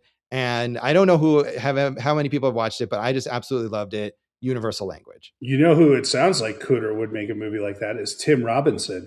So maybe you need to give Friendship a chance. Maybe. I don't know. But it's not cringe comedy. It's not the comedy of awkwardness. It's really warm. And that's another thing that I liked. It's about a city. It's Canadian. So everyone is really friendly and really nice to each other in this very quirky, offbeat way. And I like that about it too. Well, I'm pumped, dude. That sounds like right up my alley. So I'm super pumped to see that. So thanks for the rec, Broham. I did watch it, and I liked it, not as much as you, Josh. I liked it, but at the same time, I spent like most of the movie like, this is weird. Right. It is. That's weird. Yeah. And I wasn't exactly laughing out loud, but I just kept like thinking to myself, oh yeah, this is really weird. Yeah. For like 90 minutes or whatever. But yeah, right on. I'm glad you loved that movie. Jason, what's your number one? There could only be number one once, and there's only one that should be number one. And this is number one. It's Paul Thomas Anderson's One Battle After Another. Paul's and Thomas's and Anderson's all getting together to make not just the best film of the year, the best movie of this decade, hands down. Every year I go to this film festival up in Reno and I sneak away for a day. It's called Cordillera, and I see whatever's playing in IMAX. And this year it just so happened to be One Battle After Another. It's the most fun I've had at a movie this year and possibly any of the last few years. It's a master craft in everything from the technical to the acting. Who could have known that he was making a fucking movie about ice back when he must have started this? This was originally a movie set in the 80s, and he did a really smart thing of updating it. Everyone's going to get Oscar nods, and they all deserve it. And the ones who don't are robbed of them because it's just fire all the way through. The most memorable sequences of this year are kind of that, on top of the escape, on top of the buildings in the cityscape. So good. Some of those cool skateboarding shots, and then those windy California roads. Just everything clicked, everything hit. It's maybe the best Paul Thomas Anderson movie. I mean, it's too early to say without rewatching, but just crushed this thing out of the park. Not just a home run that you might see in EFIS, Josh, but a grand slam. I love this movie. Anything that beats it, you're just lying to yourself. Yeah, I agree with you. It's my number one as well. And as far as like the decade is concerned, this and Licorice Pizza are 1 and 2. Like, I don't know which one goes first. Like, this goes first. I don't know. For me, it goes back and forth. But like, I'm not like, I've loved most of Paul Thomas Anderson's movie, but I'm not like a fanboy or something like that. But these two movies are just, it's insane how good they are for me. The entire cast is incredible. Benicio del Toro basically gives like the Sensei two best Steve? Performances. He's so good. The two of the best performances of the year between this and Phoenician Scheme. But Chase Infinity becoming a star right in front of our eyes in this movie. I feel like Regina Hall kind of steals the movie a little bit. She's so damn good in it. Leonardo DiCaprio, of course, is hilarious. The Johnny Greenwood score, everything about this movie, like you said, is incredible. I mean, there's. I mean, you're talking about the actors, and this is not a knock on you, but this just shows how deep this is. Sean Penn and Tiana Taylor. I mean, to me, this is even more of a coming out party for her than 1001 was. And I really love Sean Penn returning to form as this, Christmas explorer who's probably covering up a pedo ring somewhere for, the government. Who knows? Oh, yeah. But it's really funny. It's really great. Leo, Chalamet now is there. So it's Leo, Tom Cruise, and Chalamet as the three last movie stars, I guess. But I just thought, dude, he just nailed everything. And, it's Needle Drop City, but he crushes the needle drops on this one. Whew. Oh, yeah, absolutely. Josh, you liked it? It was fine. Right? I don't want to, I don't want to sit here and like badmouth it because I didn't dislike it. Sure. I wouldn't put it in my top 5. I'm up and down on Paul Thomas Anderson, but it's definitely not one of my favorites of his. I really felt the length of it. It felt very unfocused and disjointed, but there were aspects of it that I liked a lot. Most of the acting that you guys mentioned, Sean Penn aside, who I thought was doing way too much, but the rest of the performers here I thought were good. I love Regina Hall. I feel like she's perpetually underrated. So it's nice to see her get a spotlight. And that car chase with the hills, the up and down, like almost like waves of the roads is fantastic. And so I will say those positive things about it. It's not a top 10 or honorable mention for me, but once again, I'm one of the only people who didn't feel super positive about it. All right. Well, it's number one. It's number one. That's right, Jason. We agree on this one. All right. So let's get into some honorable mentions. Josh, what do you got? So we already talked about Nouvelle Vague, the Richard Linklater movie. And as I said, that was my preferred one of the two of his this year, but both were really, really good. I feel like that one has gotten less attention. So people should, it's buried on Netflix somewhere. And I hope people watch that. So I did like Nouvelle Vague a lot. The Ugly Stepsister, the Norwegian horror movie. And, we talked about Cronenberg and body horror. And this is a very much like some of the grossest things I have ever seen in a movie in The Ugly Stepsister, but also a really smart, darkly funny, really beautiful looking take on the Cinderella story from Emily Blichfeldt, the Norwegian filmmaker. So great debut from her. I liked that one a lot.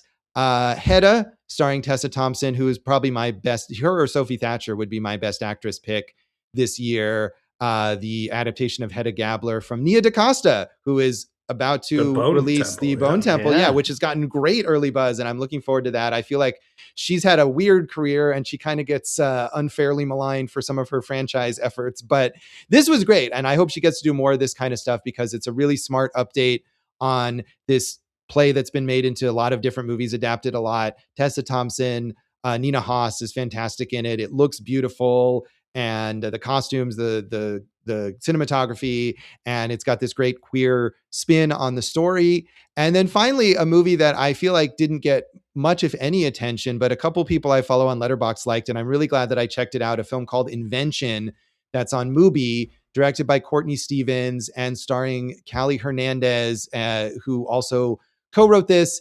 And it's based on her life. She's essentially playing a version of herself as this woman who has to deal with the aftermath of the death of her father, who was this eccentric conspiracy theorist who invented some weird machine that supposedly cures like all diseases. And it's basically like a mumblecore sci-fi adjacent, really dryly funny movie. It's got some meta touches that maybe are a little off kilter, but everything about the story as she goes and encounters all these strange people from her dad's life and tries to process the man that they talk about versus the man that she grew up with and how he treated her. Callie Hernandez, so good in this.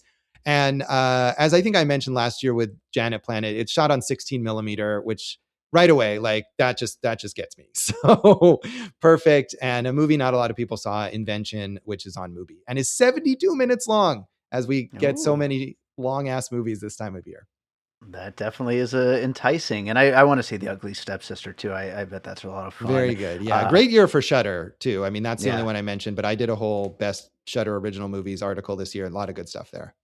Nice. Jason, what do you got? All right. Well, the ones we've already mentioned, Marty Supreme.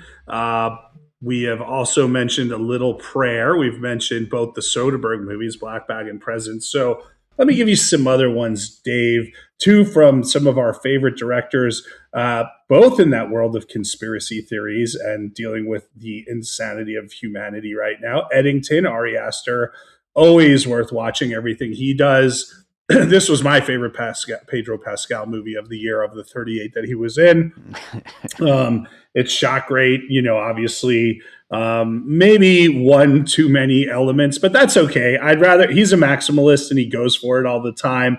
And all the crazy conspiracy. Like, this is the best comedy about the COVID year or whatever, COVID years.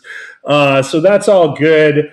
I am going to say that. And, obviously he and Joaquin Phoenix make magic together pretty much whenever they're doing things. So let's keep going with that. The other crazy conspiracy one, which obviously another big swing, is Begonia with our friend Emma Stone, who I think is the best working actress in film right now.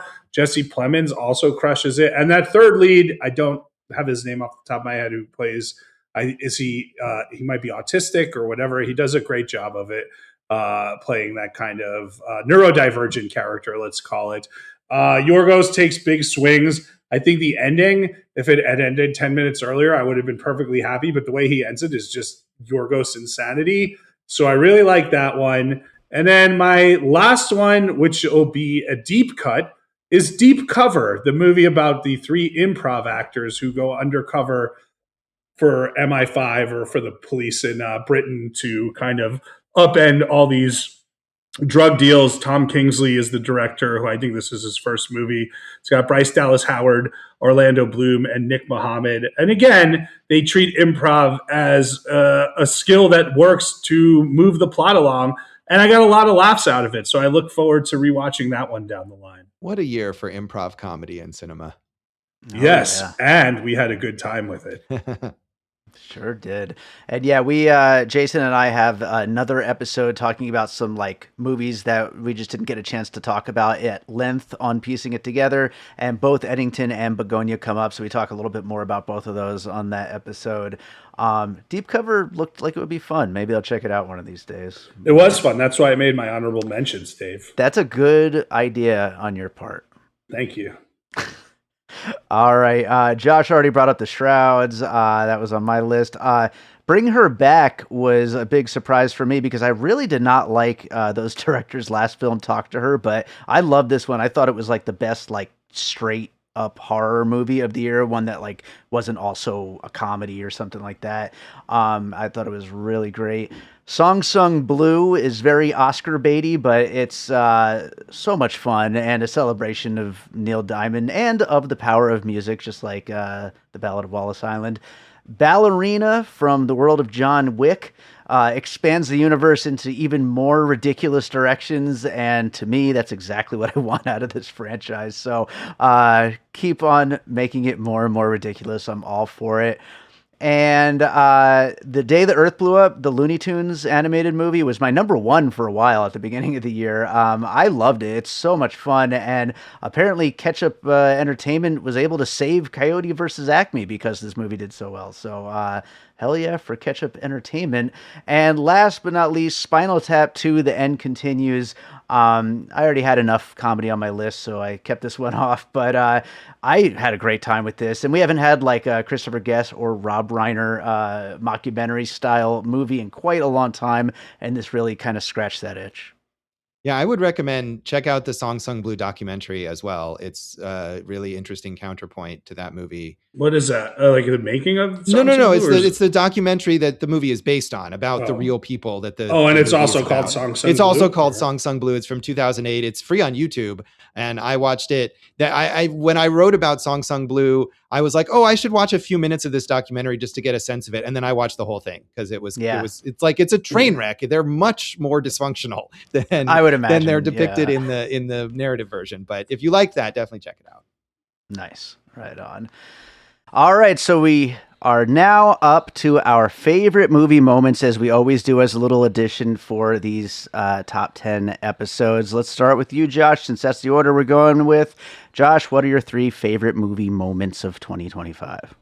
Well, Jason earlier said this, and I think I want to follow his lead and pick things that are not in movies from my top 10. Yeah. You know, like that interrogation montage I mentioned from Black Bag, which is great. Yeah. But so I did just say as an honorable mention, The Ugly Stepsister. And that, as I said, has some of the grossest things that I have seen in a film in a long time. In a positive way. You know, I'm not much for gross out stuff in horror necessarily, but I feel like this movie does it really well because it gets you invested. And one of the things it does is that it builds up the anticipation. And so the main character, among the many awful things that she does in order to make herself beautiful enough for the prince, is she swallows a tapeworm in order to lose weight. Nice. And you see it at the beginning, and it's this tiny, tiny little thing, and she swallows it, and you know it's growing throughout the entire movie, and that eventually at the end of the movie, it's going to come out. And when she expels the tapeworm, it just goes and goes and goes. And it's just astonishingly disgusting, but in a great way, because again, it's like you've been waiting for this moment the whole movie, and you're like, oh, here it comes. And it does not disappoint. So nice. The expelling of the tapeworm in The Ugly Stepsister. You know, when you said body horror, I was going to make a joke like, hey, what, maggot titties or something, right? And of course, it's basically exactly what you said. The genre has gotten a little played out at this point in time. No, but what I'm saying is that this movie really delivers on it. You know, it's not rote in any way. It's really, and it's a good movie overall. I picked this moment, but as I was saying earlier, the movie is good, and not just for those reasons. But if you think like people are using this kind of thing just to jolt the audience, like, no, she is giving very serious consideration to how this would go. And I like talk about a GLP-1. Yeah, boy. That's what it was back in the 16th century or whatever this takes place. All right, what are your other 2? Let's just do all 3 together. We're doing me all at once together. Oh, okay, sure. It. Why not? No more round robin there. Yes. So,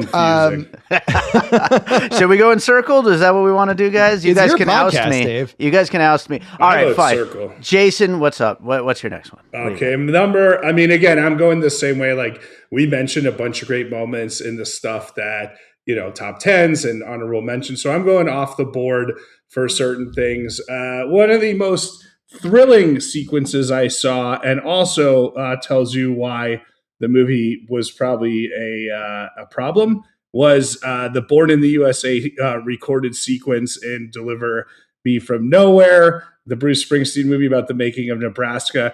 And while I do appreciate that they didn't try to make your stereotypical jukebox musical and like, hey, here's more of the hits and here's more of the hits, like the most exciting stuff in there were the two sequences where one, he's playing Born to Run live, and two, Born in the USA in the studio. And that one just crackles. And Jeremy Allen White is amazing as Springsteen, and his voice really sounds good. And I think that really captured the magic of what drew so many people to Springsteen. And I think if you're going to do Nebraska, maybe we needed a little more of this stuff to showcase why it is so diametrically different to what it was. But that sequence is one of my favorite music biopic sequences. Obviously, I'm a huge Springsteen fan, but you can't say I'm being biased because I didn't put the movie on like top 10 or honorable mentions, but I really do love that sequence. Yeah, Jason and I did an episode on it, which will be coming out soon. And we do talk about that, how it's like, yeah, we don't want them to just play the hits in these movies, but at the same time, it is kind of the best part of the movie.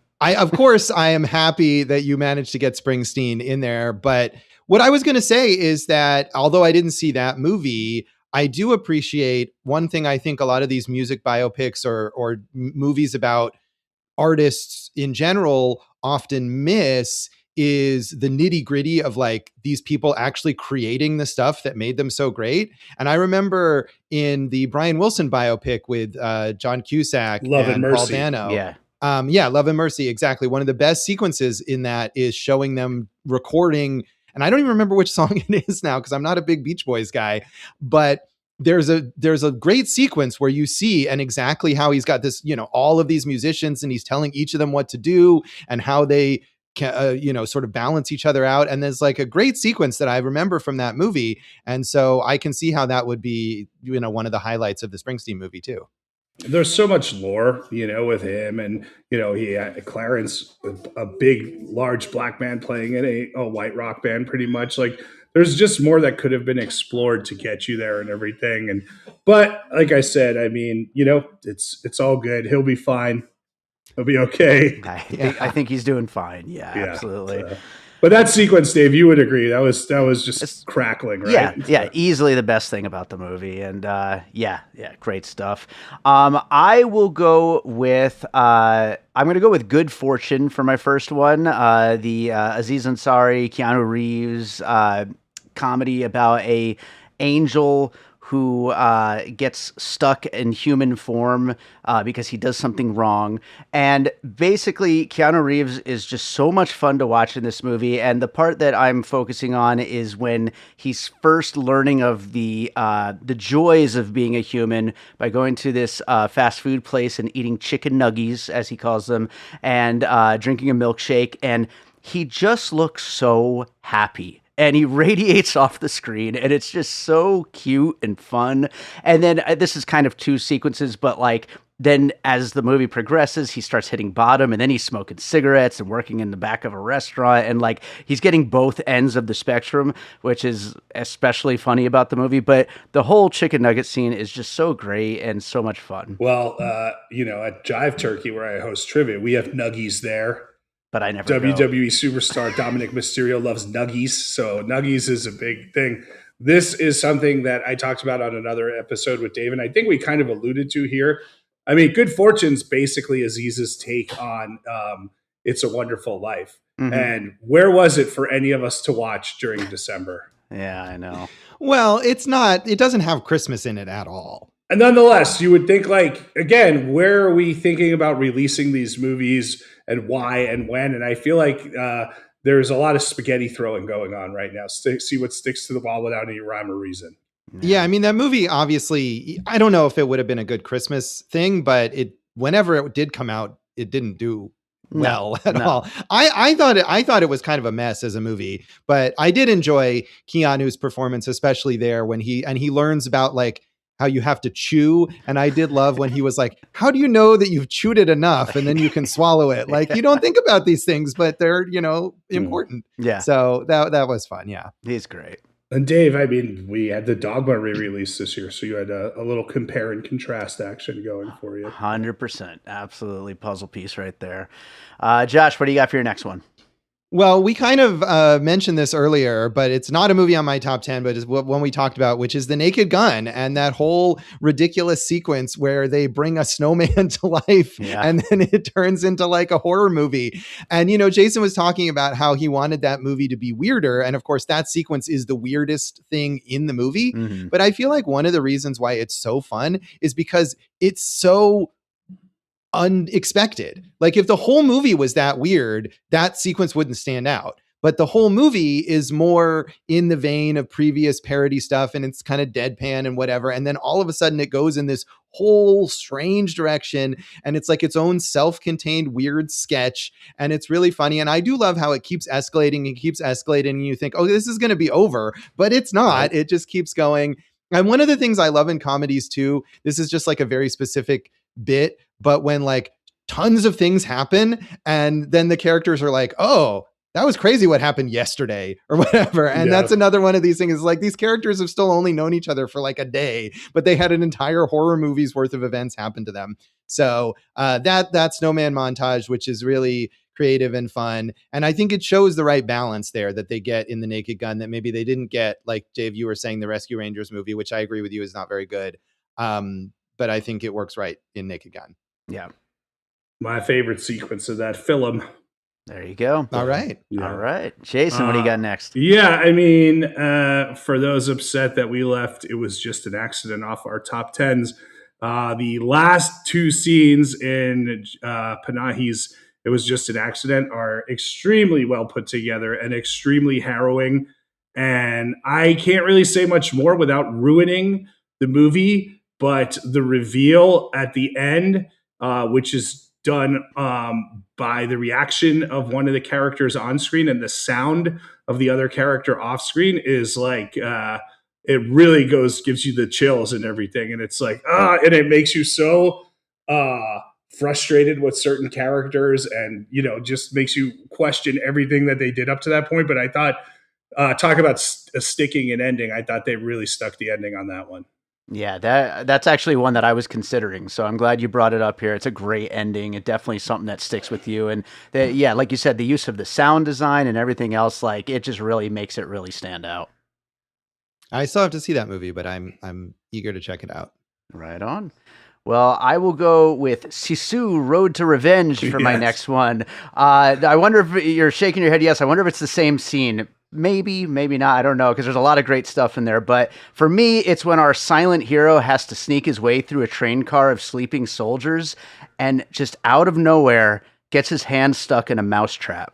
And it's just like, wow, okay, we're going this ridiculous with this one. And like this, the first one and this one, they're both ridiculous, but that is just a level of Looney Tunes that I just was not expecting. And it's such a funny turn. And from that point forward, the movie is just pure, just over the top crazy and exactly what I was hoping for out of it. Yeah, I mean, to me, it was a little bit of a miss, the whole sequel. I think it should have just been balls to the wall insanity from the jump, like the first one was. Yeah. And, you know, I don't know how much peril he's actually ever in, but we've seen a lot of great train sequences probably since Snowpiercer in the last 10 years on, you know? So it's a fine pick, and I hope I know we're going to get more Sisu, but let's ratchet it up even more. Hell yeah. I still haven't seen either of those movies. I probably should. I like those crazy action films. So yeah. And Josh, you have the Finnish spirit of a warrior. Sure that is not true. Definitely not. But I like seeing people who have that spirit in films, at least. Excellent. So excellent. I almost picked a moment also involving a mousetrap, weirdly, but it was another kind of horror gross out thing. So I figured I'd mix it up. But fair enough. Different body part being caught in a mousetrap. The thing I was gonna pick. Enticing. All right, Josh, what's your next one? So my last pick is from Reflection in a Dead Diamond. It's a Shudder original. And like I was saying earlier, Shudder has had quite a year this year. It comes from the Belgian filmmakers Bruno Forzani and Hélène Catet, who have made several of these sort of pastiches of Italian exploitation genres. This one is a pastiche of James Bond films, and in particular the sort of Euro ripoffs of James Bond films from like the 60s and 70s. And like all their other films, it's really a collection of like sort of avant-garde imagery that doesn't have a plot that you can really follow, but all of it is amazing. And I was watching this movie, and you just kind of have to give up on the idea of following the story. But as I was watching this movie, there's multiple scenes in here where I was just sitting there thinking, that was awesome. And one in particular involves the main spy characters.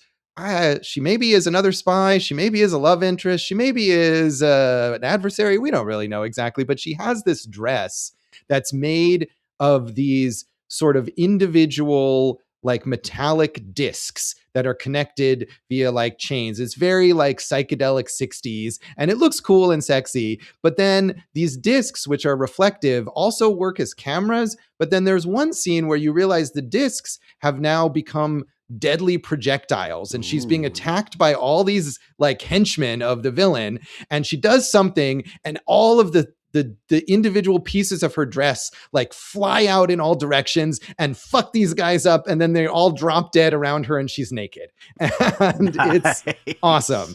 And you don't really understand how or why this has happened, but that applies to everything in the movie. And it's full of moments like that. It's just a visual treat like all their movies are. So, but that one in particular, I sitting alone, just looking at the screen, being like, "Oh my god!" That was my experience with it. Watching the end of it over and over again, and from Reflection in a Dead Diamond. I feel like Josh really just sold that movie, because that sounds like a blast. I want to watch It's a cool movie, yeah. Featuring what is it? What guy we just talked about on Awesome Movie Year from The Garden of the Finzi Continis, the Italian actor. Fabio Testi is the main star of it. Maybe this secret agent could team up with Sisu. There we go. That I feel like these Sisu movies are probably just one step away from being stylized nonsense with no plot, right? Yeah. And that's what we got going on here. Pretty much, yeah. Jason, what do you got next? All right. Well, talking about trends of this last year, my last pick involves legacy sequels and callbacks to the originals, and two examples. One, Happy Gilmore 2 had way too many of them and like kind of hit you over the head with them, right? And I liked the callbacks, but there was just too like, hey, remember when this happened? No, here we'll show you a clip of it, right? So the one I picked from Happy Gilmore 2 is the graveyard fight between Happy and Shooter. And the reason I picked that is because one, it's a funny fight, and then two, they have the homage to all of the people from the original Happy Gilmore who have died, and all of their gravestones are in the graveyard. So I thought that was cool, including the Mr. lady, so that was nice. However, if you want a legacy sequel that really crushed the callbacks, you have to watch The Family McMullen by Mr. Edward Burns, who really nails it. The new characters work. He has this kind of, chase to the airport sequence at the end, a classic rom-com, like I have to go get the girl before she leaves, except it's his daughter doing the running, and it's a nice callback with the original score from the first one. The best thing, though, in the first one, they have this really just quick shot of Mike McGloin in his boxers, like kind of shucking out to the lawn to pick up the newspaper, and just kind of embarrassed and doesn't want anyone to see him. And they did it. They got it in there in the second one in a very natural way. And it was such a quiet, tiny callback that I was really impressed by it. Mr. Edward Burns, good work, sir. I'm sure Edward Burns really appreciates the attention to detail you have in your own appreciation of his films. Yeah, I don't think a lot of people would have probably noticed that callback. It's the opposite of the Sandler callbacks that I had mentioned, right? But that's what was so impressive. Like, I actually saw him do it in this one, and I was like, wait a second. I have to scan through Brothers McMullen to make sure this is like something I remember from that. So that was nice. That's fantastic. Yeah, I'm really glad you liked the movie too, Jason, after all of the jokes and everything else going on. It's a solid legacy sequel. It's just the truth. So he did a good job. Yeah. What I wonder is, would that Happy Gilmore graveyard scene be better if they had the technology from the shrouds? So we could see her decomposing. See all those characters decomposing. Oh, yeah. Well, the movie decomposed from hour 1 to hour 2. So there you go with that. pretty much. All right, my last pick is going to be from Weapons from Zach Kreger. A movie that I was overall mixed on, but the one thing that I absolutely loved, of course, like everybody else, is Amy Madigan's Aunt Gladys, who is just so damn fun and so great. And her fate in the movie, in the final scene of the film, is just the perfect ending. It's so nutty and over the top and just funny, and it almost plays like a punchline to the whole movie. And I'm not going to spoil it for anybody who hasn't seen it, but suffice to say, it's a crazy movie, and then it just really goes completely batshit in that last sequence, and it's just so much fun. You know, speaking of universes, right? We were supposed to get an Aunt Gladys prequel, right? That's supposed to be on its way. Now, it would be really impressive if we get Aunt Gladys and Mother from Barbarian in this prequel together. That's what I wanted. So. I could see it happening, but I'm skeptical of all of those ideas. And I liked Weapons. I think I might have liked it more than you guys did, but those options do not sound appealing to me. She just wants to be your mama, Josh. Oh, yeah. Yeah. All right. I'm going to read through some picks from our Popcorn and Puzzle Pieces group. We'll just comment on any of these that we have anything to say about. First and foremost, though, one that came up many times and none of us has mentioned in 2 hours of talking about 2025 movies. Where's Sinners, guys? None of us. Yeah. Well, I mean, it would probably be somewhere between 11 and 20 for me. And I bet you a lot of people, I know Josh hated that sequence, but the history of American dance sequence would probably be on a lot of people's moments list. I'm closer to Josh on that, actually. I think it's kind of corny, but like, I don't know. Here's my thing with Sinners. First hour and 40 minutes, fine. Last hour, insanity, awesome. See, I'm the opposite. I like the beginning way more than the end. Yeah, I'm with Dave on that. I liked it a lot. I mean, I knew it was going to have vampires because I'd read about it, but I liked it much more as like a crime movie. Yeah. And the vampire stuff was fine. Overall, I thought it was fine. I didn't love it. It's not anywhere near my top 10, but I appreciate the ambition of it. I mean, like Weapons, I think I'd rather see a movie like that I come away from with mixed impressions, but like Ryan Coogler put it all out there. He made an original movie like that. He shot for the stars and everything. And I do appreciate that. But yeah, watching that sequence again, I had read like, this is the most amazing thing. And I was just, it's the worst thing in the movie. I was like, how do people think this is brilliant? This is the sort of like most laughable, cheesy, like bullshit. And in a movie that's not cheesy really at all, is very gritty and serious, and I mean not serious like somber, but intense, I guess is a better word for it. And like, yeah, that sequence is bad. How about a Delroy Lindo Academy Award nomination? Sure, it's got to happen at some point. That's for sure. I think. Yeah. All right, some more picks from the group. Josie DeMarco mentioned a movie I haven't heard of, Boys Go to Jupiter. Do either of you know that? Yeah, I really wanted to see it. It's an animated movie, and it just has not made itself available. Did you watch that one, Josh? Or? This is another one that I turned off after like 20 minutes, I can't comment. So it's probably further. Good. There you go. Absolutely. Matt Stillman brought up Hamnet, and also The Secret Agent and K-Pop Demon Hunters. I've seen all of those, so I will jump on. What was the first one? Hamnet? Hamnet, yeah. Yeah, so I think I talked about this. Hamnet, very well acted. She'll probably win Best Actress, although she wouldn't be my pick. I would probably go Amanda Seyfried, like I said. But and I wouldn't mind if Mescal also gets a nod. The thing is, like, does Chloe Zhao have a sense of humor? That's what I'm wondering. I really hope so, because she's in charge of the reboot of Buffy the Vampire Slayer. And if that has no sense of humor, that's going to fail. It was nice. It looked nice. It's, prestige.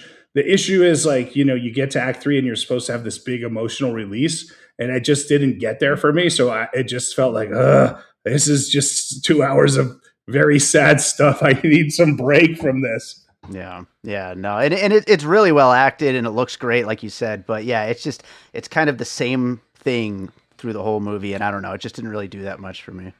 So what were the other Secret Agent? Did you see it or? Hamnet, I did see. Yeah, I mean, I was mixed on it, but I liked the best part. I thought was when they were performing Hamlet, and I was like, oh, now this is interesting. And then I realized maybe I just wanted to see Hamlet, which I can obviously. Maybe I just wanted to eat an omelet. Yeah. Oh, there you go. Secret Agent, I could not get into. Jason, I know you liked it, right? Yeah.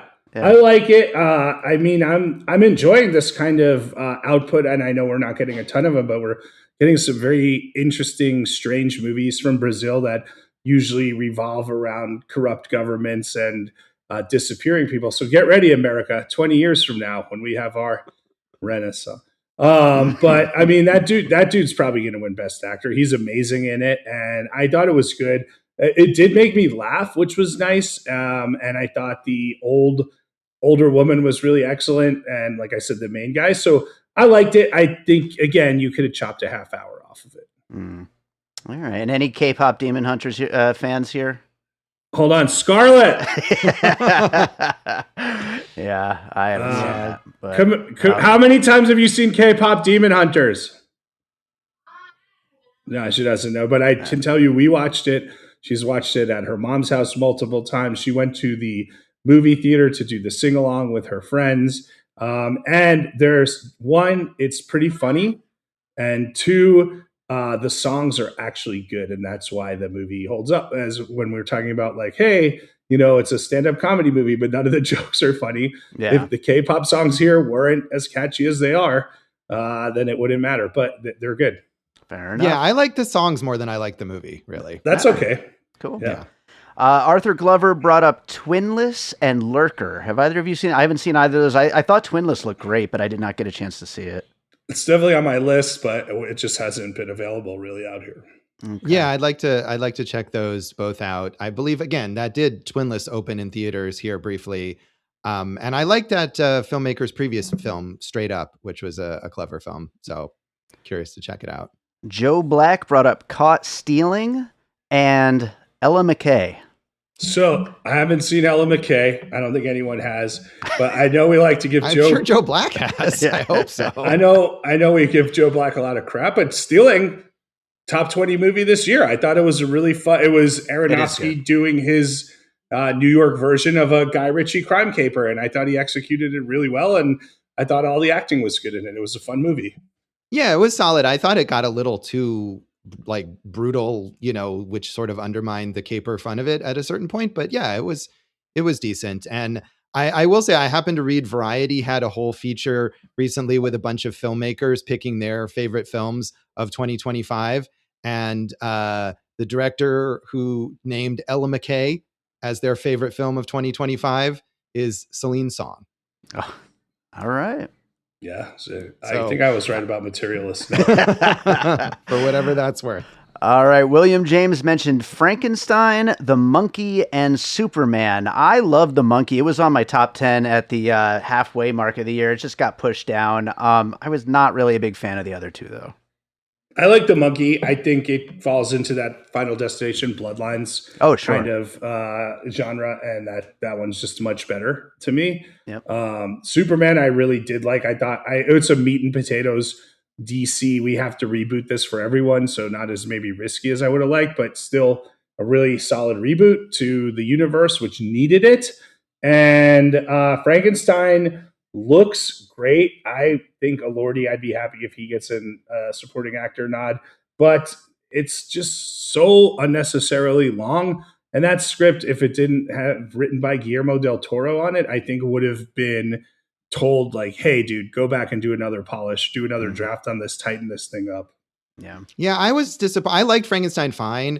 I love the Frankenstein story. I've read the book multiple times. I've seen like probably close to 50 different adaptations of Frankenstein, and Crimson Peak is my favorite Del Toro movie. So I love that gothic feel. But I'm kind of with Jason. Like I thought it looked great. I was not crazy about either of the lead performances. And I felt like they were really both like, if they had spoken their lines more quickly, the movie would have been 15 minutes shorter. They were all just kind of milking it there, but it was fine. But overall, I had hoped to like it more. I wish who played the old man? He deserves more. He deserves more, kind of shine coming out of this thing. I think is it David Bradley from Game of Thrones? Isn't it the guy who got his family murdered at the Red Wedding? But he doesn't play the old man. He plays the blind Oscar man. Isaac's dad. I think in that. I think No. That's a different guy from Game of Thrones. Oh, there you go. Yeah, Oscar Isaac's dad is played by Charles Dance, who was the head of the whatever I forget the name of the family that Peter Dinklage's character was in. Right.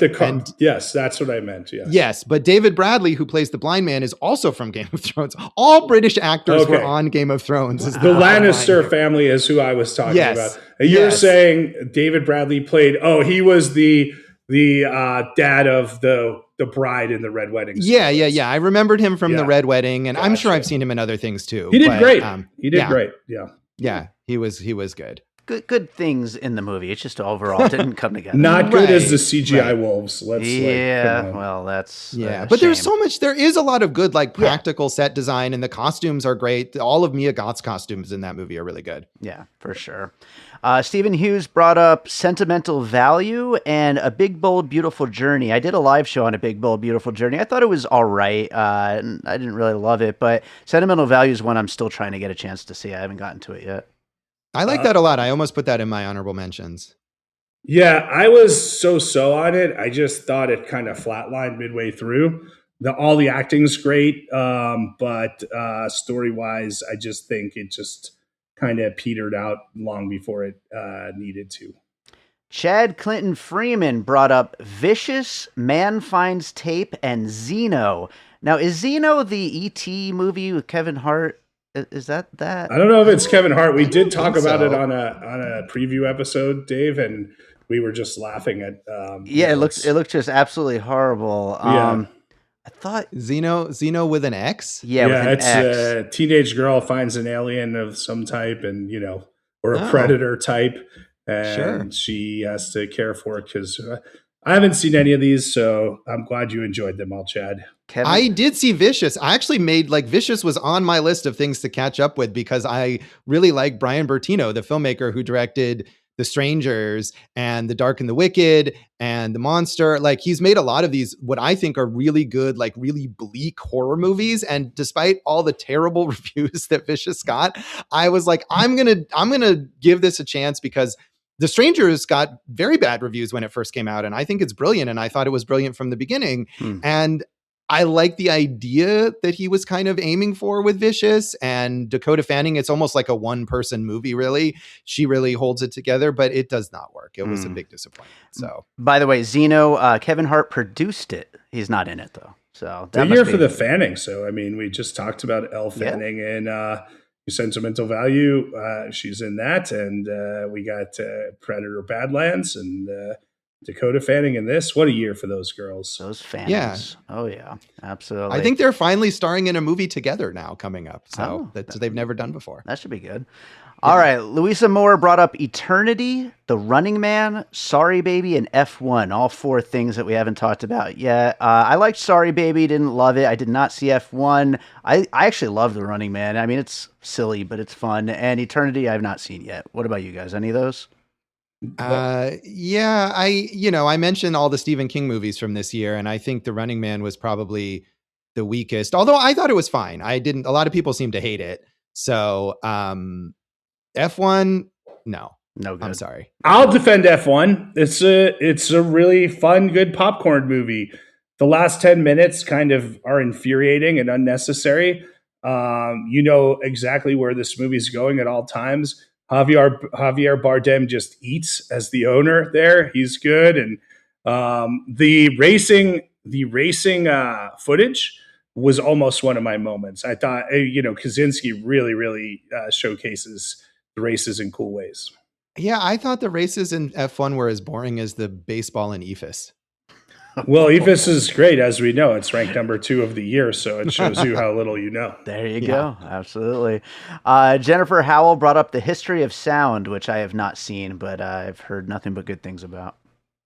Yeah, I did see it. It's Josh O'Connor and Paul Mescal are both very good, and they're very good together. The problem is the second half of the movie splits them up, and it really, to me, kind of lost what was appealing about it, which was their chemistry and the dynamic between those two characters, and I never was as interested once that happened. But it's an all right film. Other than Chalamet, are they the two hottest younger leading men in the game right now?